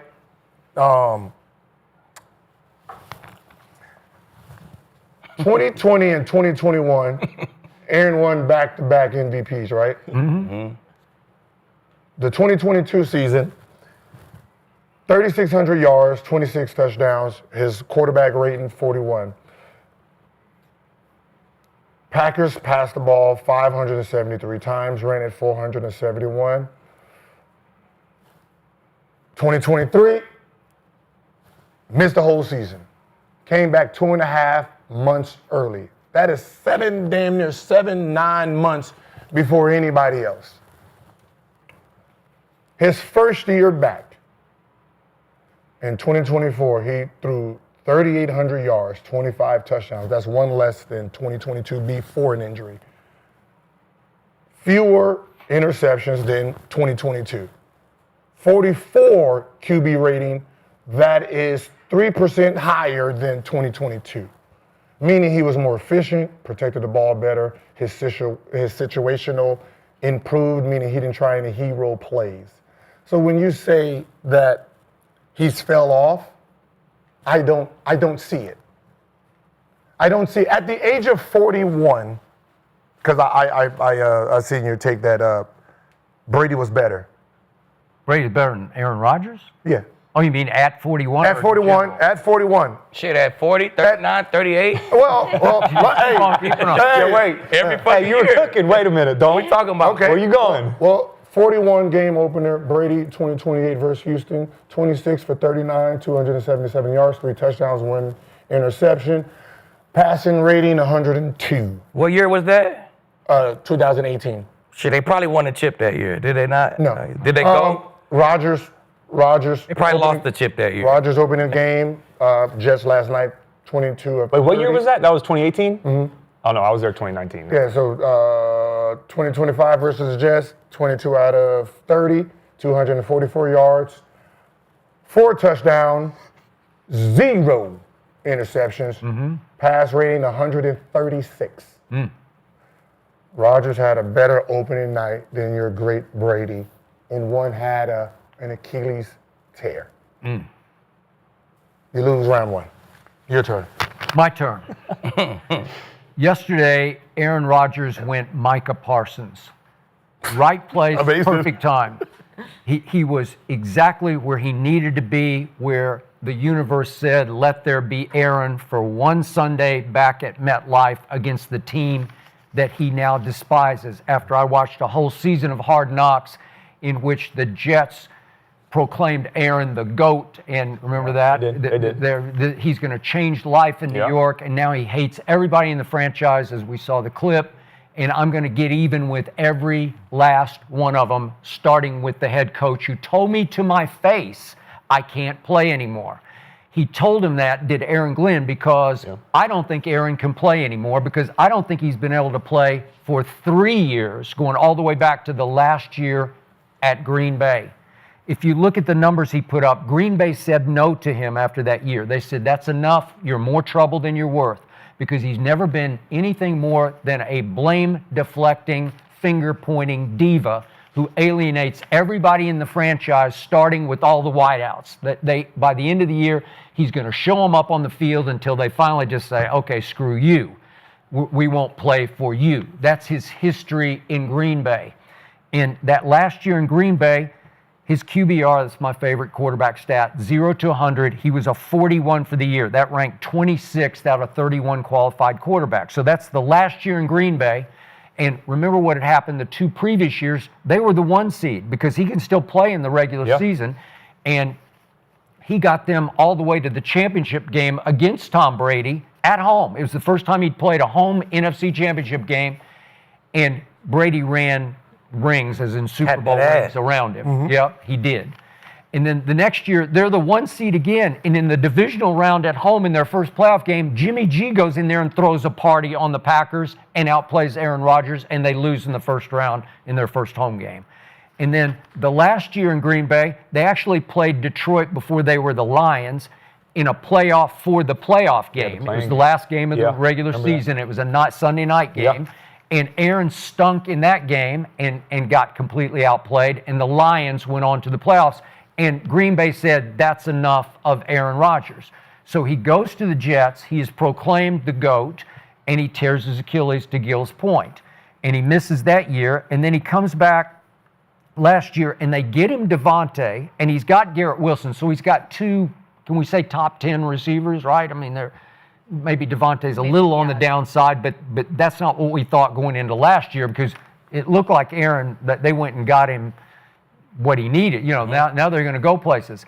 That defense last year in New York finished 3rd statistically in the NFL. So you got a pretty good defense, and you got 2 really good receivers, and you got 2 really good running backs, because those guys, they were toting rock yesterday, both of them. They was. And He goes 5-12 last year coming off the Achilles. And again, you say great bounce back, but it wasn't a Marino bounce back to go 5-12 as the starting quarterback. It's just not, it's not good enough. And yesterday, I give you, he maxed out yesterday. He cannot play better than he played, but he has lost his stomach for making that one big throw you have to make to win games in this league, where you step into it and take a shot in the mouth.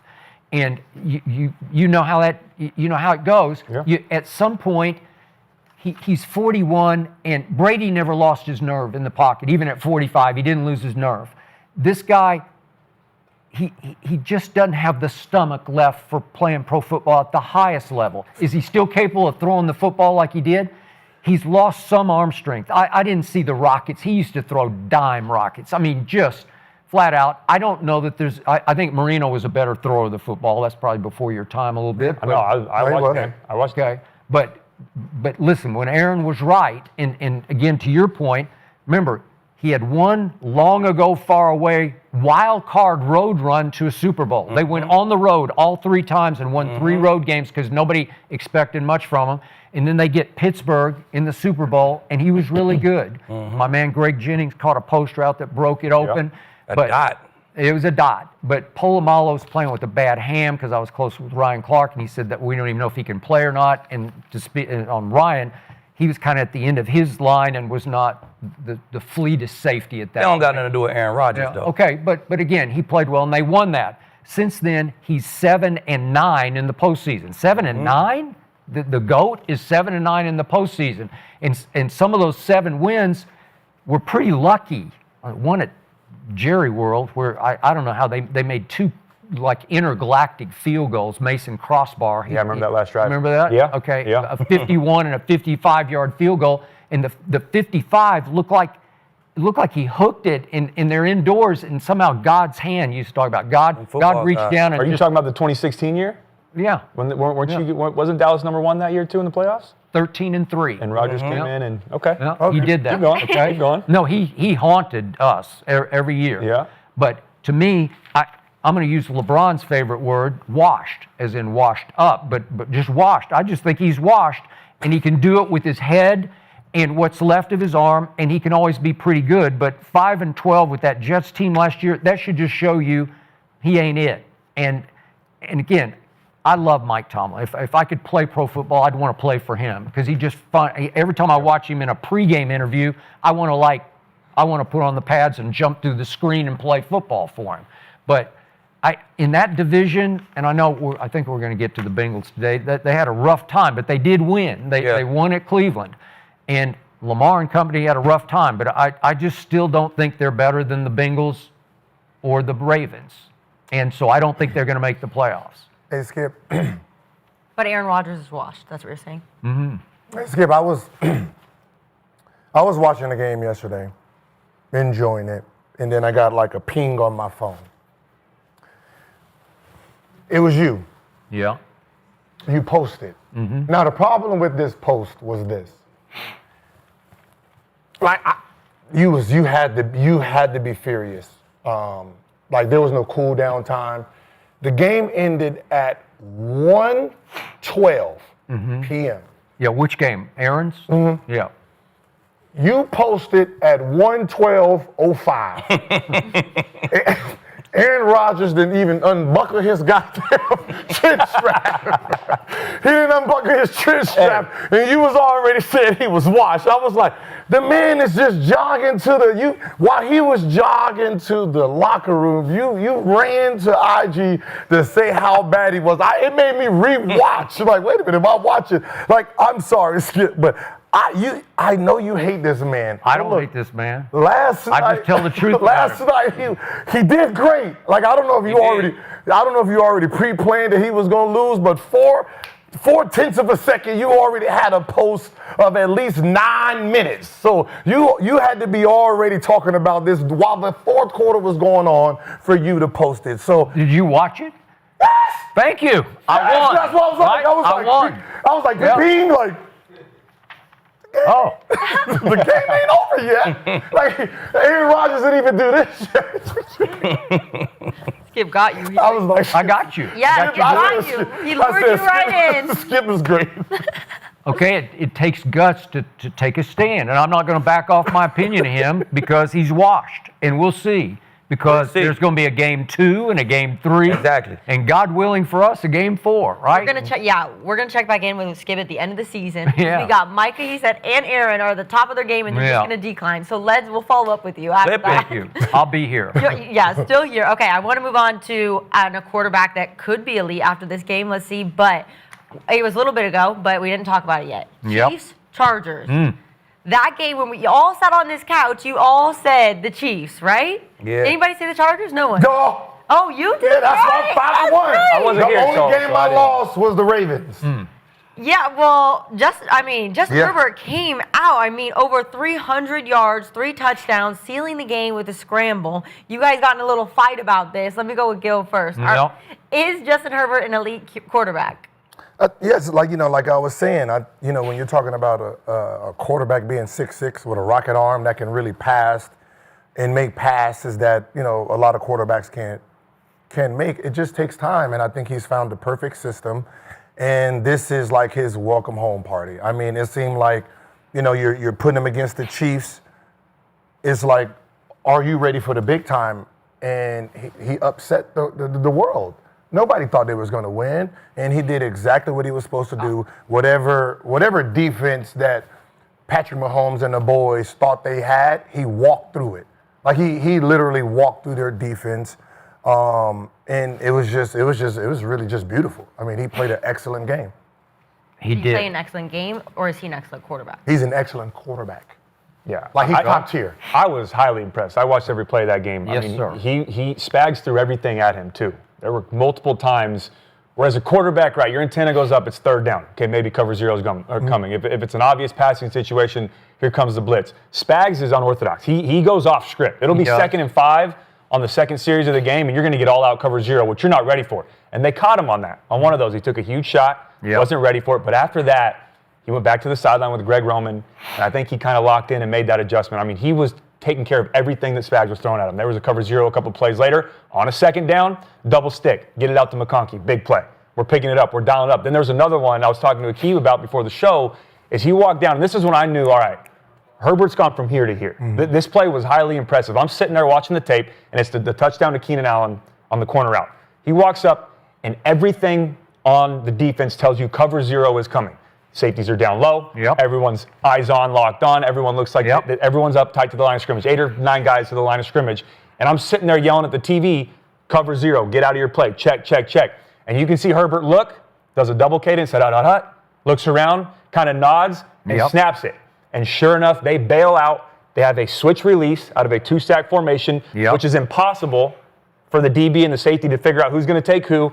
Keenan Allen has a walk-in touchdown to the corner. That is stuff that goes underappreciated as a player. You don't really notice how high level those things are until you go back and watch the film or have someone break it down. For him to be able to do that in the first game of the year in Brazil, which is tough to travel and get your mind ready for all of that, against Spags, who's one of the best defensive coordinators in all of football, for him to do that and not bat an eye and not hesitate and cold-blooded killer walk off the field and then come back. The final play where we go motion, and they're bringing all out cover 0. And I know it's coming from the left. I'm going to bide time and find Quentin Johnson in the back of the end zone. He was just playing high level football, and I knew Gil knew that was coming. That's why he said that. I wish I was here Friday. I knew you were ready for all that. And then the last play of the game, we've always talked about his arm. He takes off, and they don't run the ball to try to run the clock out. They let him throw it. He understands the situation, takes off, and has a first down. I mean, for me, Herbert is going into that elite category because of some of the plays in that game and how he handled those situations. It was highly impressive. You buying? Hell no. I've seen this from Herbert before. Like, we've seen him throw 5 touchdowns and look great in this game. We've seen him. He showed flashes all the time. Last night was just another flash against a Patrick Mahomes team with no wideouts. He might as well have me out there. Let me go play wide. I got 7 touchdowns in college at wide. Let me go spin. You know what I'm saying? Yeah, he had 0 wideouts, and he still was Chris Jones keeping contained away on a 3rd and 15. Thank you. Chris Jones keep contained. Patty gonna come win that game.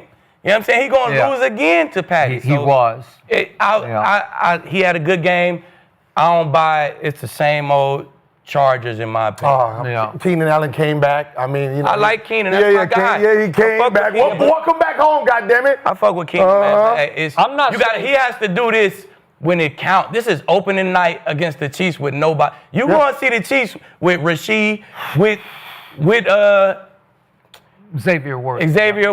You're going to see him with his guys soon. So do it against him when the game matters. Win or go home when he got all his guys.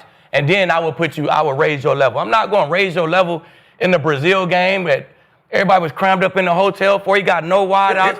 And then crammed up in the hotel too. At 6'6". Big ass want to play DN. They let Chris Jones do what he wanted. He wanted to be a DN so bad, they let him play it. Now, next time it's crunch time, I bet you he have his big ass at D tackle. That is I bet true. you that. Fact. I bet you that. So, Gil, I thought the other day you compared the Chargers to the Clippers and you said you got no use for them. No. You're talking about winning the Super Bowl. Like, I'm like, they're the Clippers, so I don't really root for them.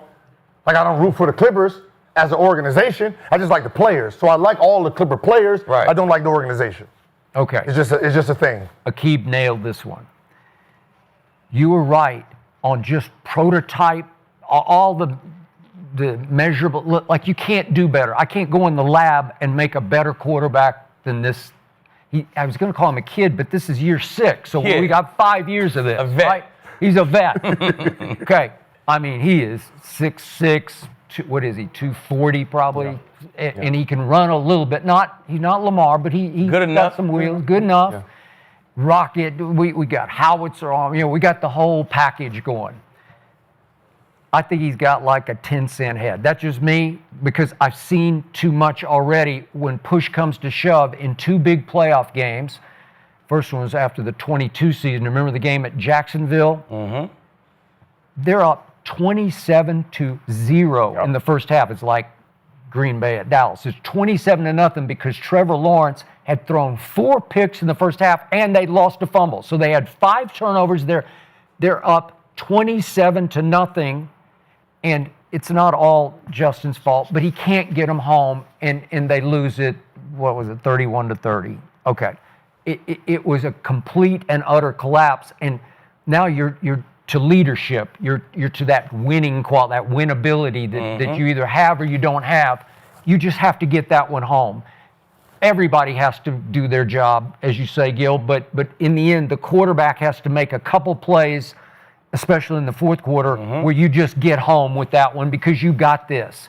You can't spit that one up. And then last year was way worse because they opened up at Houston, and I really thought they could win that game because I'm a Harbaugh guy, and I thought, come on, just game manage, just keep it between the lines, just don't turn it over. And he throws 4 picks at Houston, and they get shellacked 32-12. He has a QBR of 11 on a scale 0 to 100, so he was pathetic in that game. So 2 playoff games for a game and certainly a half, he was a liability. Yep. And then the other night, I texted you in the game, right at the end of the game, that was easily the best game I've ever seen him play, and I give you that because it was spectacular, man. He didn't do anything wrong. High level. High level. I didn't think Spags got enough heat on him. I know that they have creative blitzes and they do a lot of stuff, but I saw a stat after the game. Without pressure, he was 20 of 24 for 280. Yep. So he a lot of times it just felt like he was just standing back there, just shooting fish in a barrel and just picking them to pieces. And Patrick, not only does he not have his top 2, but Kelsey's kind of turned into a shell of himself. I know he got loose. They tricked him on the one play, and he got loose for a wide open sort of catch and run touchdown. But he caught 2 balls in the game. As I tweeted, maybe he should lock in and engage more in playing football than engage in everything that he's engaging in off the field. He's a Swiftie now. Okay, he's a Swiftie. Full Swift. Yeah, and he's not as swift as he used to be on the football field. And look, that game the other night, it comes down to the play that you bring up. Okay, so it's 3rd and 14. Yep. And Chris Jones takes an inside rush because he wants to be a DN. Right. And he just gets shoved inside, and Justin Herbert looks over there and sees nothing but lots of green Brazil grass. And he takes off, and once he gets uncorked, unwound, he can run. and he goes for 19. And then they show the sideline, and Drew Tranquil, the linebacker, is up in Chris Jones' face. He is in his face. This is Chris Jones, who's the best player on their defense. I think we would agree, right? Yep. And Tranquil is just chewing his ass out. And Chris Jones wasn't fighting back. I mean, they kind of had to be separated, but I think he knew, I can't do that, because if you just play your assignment, you got to make sure that you don't just give him that. Well, Patty's going to get the ball back, and things are going to happen, because that's when he usually makes something happen. Exactly. Right? So I'm just made something happen the drive before that. Yeah. So here we go with the one-night wonder where you're right. He was sensational, but you were in the right place at the right time with lower expectations, because most people were picking Kansas City, and they were favored to win the game. So everybody who had a good night was at the right place at the right time. Yep. Opening day. Yep. See, but that's my issue with, like, we can sit here and nitpick that last play. All right, Chris Jones came inside, sure.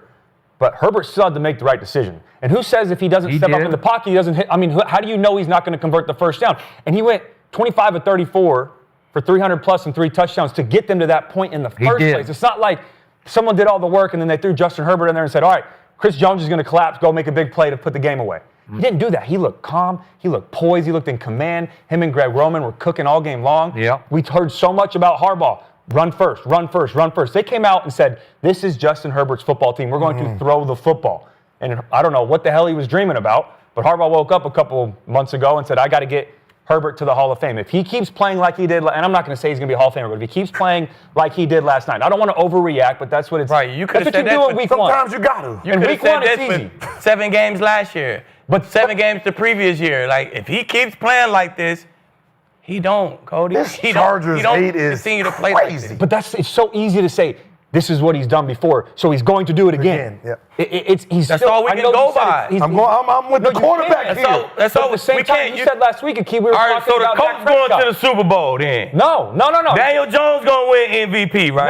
No, I don't agree with that. Come on, bro. We're not crowning nobody off. Is it 1-0? We're not crowning nobody off one game. No, but your argument last week, I do it every day. That's his thing. Yeah, Gil does. But you At least said they got a chip, though. They got a guy. Were we not talking Dak Prescott? You got a chip. We were talking Dak Prescott last week.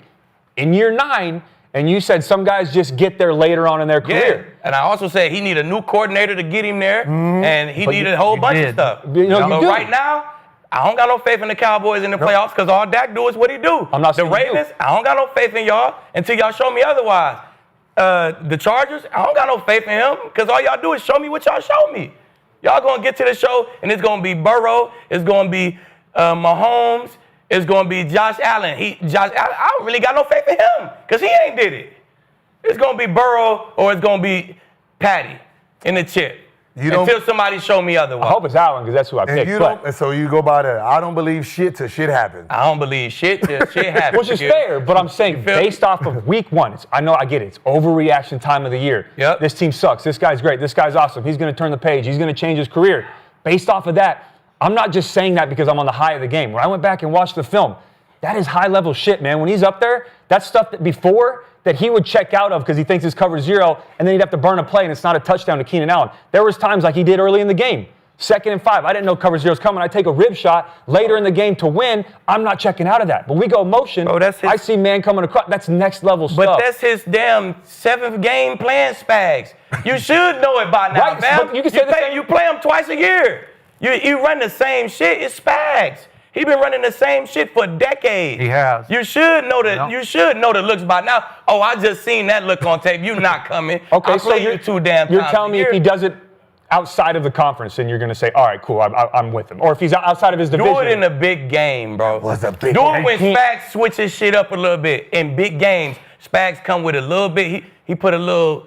He put a little sprinkle on this. That's what week 1 is. Game. The week 1 is a new roster, new personnel, all these not new for shit. Spags. Coming off of a Spags beatdown dust in the off Super his Bowl, whole playbook, and he run this shit week 1. Yeah.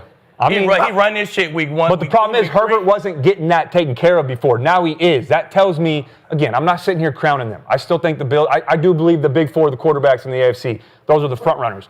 But it's hard for me right now with Harbaugh, and with Herbert, and adding those 2 running backs, when you get Najee Harris and Amarian Hampton, and you add some, I know you lose your left tackle, but Joe Alt looked good the other night. He did. He played left tackle for Notre Dame. He looked good at left tackle. He did. They've got some weapons. Their defense looked good too. Harbaugh is a winner. Derwin James was running that group because he's a winner. He got the win. Hey, you know what? Maybe I'm drinking the Kool-Aid, and I think maybe I am, but I believe it when I see it. I think Herbert is turning that page. I believe it when I see it. This wasn't a big game for Kansas City after what happened in the Super Bowl. Yeah, and this was this was supposed to be a staple game. We talking about some guys. Game on TV. Yeah, we talking about some guys who live in the Super Bowl. Yeah. Friday. They barely can get up for this shit, bro. We talking about some guys who live in the chip. Opening night ain't no big deal to them. Yeah, this is like man, we live in the chip, man. We're seeing you fumble in the. We'll be there. Oh my God! No, not we'll be there, bro. Hey, I hate that he's right about that. Hey, we'll be there. I hate that the Chiefs. It's hard to get up for like by the time I was like a year 11. Them rookies, they fucking route me up in practice and shit. I'm like, bro, I can't get up for this shit. Travis, I can't even get warm for practice, bro. Travis Swift, the way he's playing, he gonna have to change his name. See, all he needs is the rest of the guys. Once he get Rasheed back over there, now you got to pay attention to him. Once he get Worthy, who can really go up top, now you got to pay. Now shit open back up for Travis. Right now, he is the one. He is wide receiver 1. He's the only guy they got. He's the only person there. He get all the doubles. He get all the attention right now. That's how he gonna look. He gonna be limited to 2 catches. One of them for a touchdown. You're not feeling Hollywood Brown or my guy Juju? I don't really like Hollywood. You know what I really want to happen, Skip? Just blow that shit up in Miami. That's a shit show, right? Oh, Miami. Blow that shit up, right? Oh, yeah. Send Tyreek back to the Chiefs and let Mike McDaniel go be the OC for the Cowboys. And then we'll see something. Okay, I like that. That's what I need to happen right there. Oh, so you need Tyreek back for the. Let Tyreek get back to the Chiefs, man. Come back home, baby. Come back home, man. Go up top, man. But again, like this wasn't pertaining to the question. I'm not saying that the Chargers are now going to go win the AFC West. I'm not saying that they're all of a sudden great. The question was, is Herbert elite? And for them to get to that next step, he needs to be. What I saw on Friday night, what I saw on Friday night, opening night do not fucking make you elite. I know you got to be consistent, but that was elite. You can't get an elite stamp from opening night. So no, he's still not elite. He's the same. Was he elite last year, in your opinion? So opening night made him elite. You can't fucking become elite on opening night. Sometimes, if that's the case, then Daniel Jones is elite. No, but sometimes all it takes is one game. Yeah, or one season, one year. I need that next. Yeah, like I gotta see the whole year. I agree. Opening night do not make you elite. I agree. If it does, then Daniel Jones is elite. Because of the intangibles he has, and now you pair that with the high-level shit I was seeing against Spags, who regardless of, okay, I've got the book on Spags, he's been one of the best defensive coordinators year in and year out. He's also got the book on Herbert, too. If we want to talk, like Spags has the book on Herbert. I know what he does well. I know what this team does. I know what Greg Roman does. And they were going they were going at it the entire game. Right. And Herbert was winning all of those battles. Yeah. And Spags felt like, damn, I had him in 3rd and 15 to give my offense, to give Patty a chance to win. Shit, if I would have made that play right there, Chris Jones stands outside, Spags going to feel like he won that.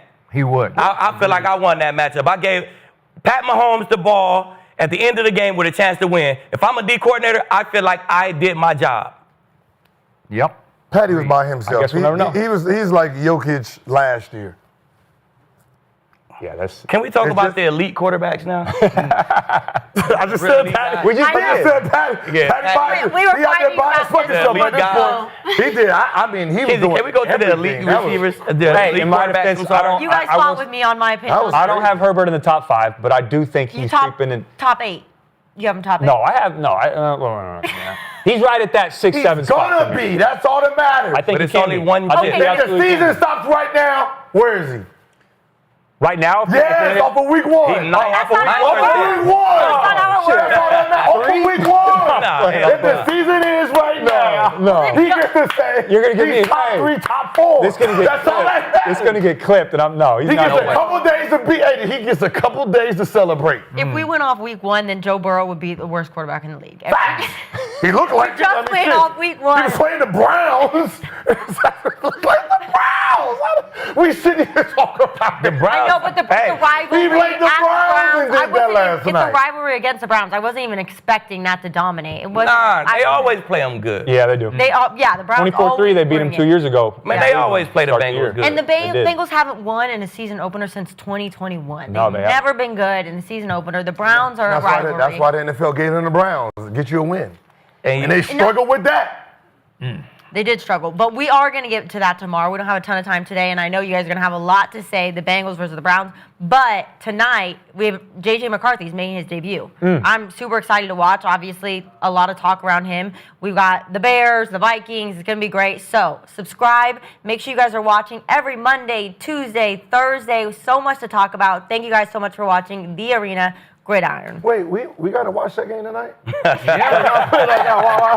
Hey, my fantasy QB playing, my fantasy tight end playing tonight, man. Watch that game tonight? I only have my running back. I might get hounded on this, but I'm drinking the Bears Kool-Aid too. Ben Johnson's got me come ready on, to run man. through You have the Bears tonight. I do have the Bears. I think they're going to be legit this year. I think they're going to be better than what people think. And I don't believe in J.J. McCarthy. Yeah, I believe in I like Ben JJ, Johnson, but I don't believe in Caleb Williams. So. Hey, I'm not gonna make a take, so I'm Fight on, gonna say baby. 5-1. Fight on. I want to say 5-1, so I'm not gonna make a take. You're not gonna You're not saying nothing?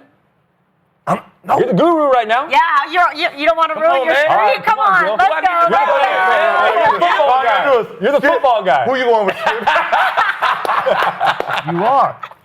Whatever Skip goes with, I'm going opposite. Okay. He's 0-6. Who do you got? I believe in Brian Flores. That's what Yeah, I okay. believe. That's not Yeah, All right, sir. so I'm Me taking too. the Vikings. He gonna That's tear what his I- ass up tonight. The Bears. I'm going with the Bears. Nah. Bears. I'm going with the Bears. man. All right, I gotta go with the Bears. good. Beginner's luck. That's what it's going to be, all right? Let's find out tomorrow. We'll see you guys tomorrow. Tune in.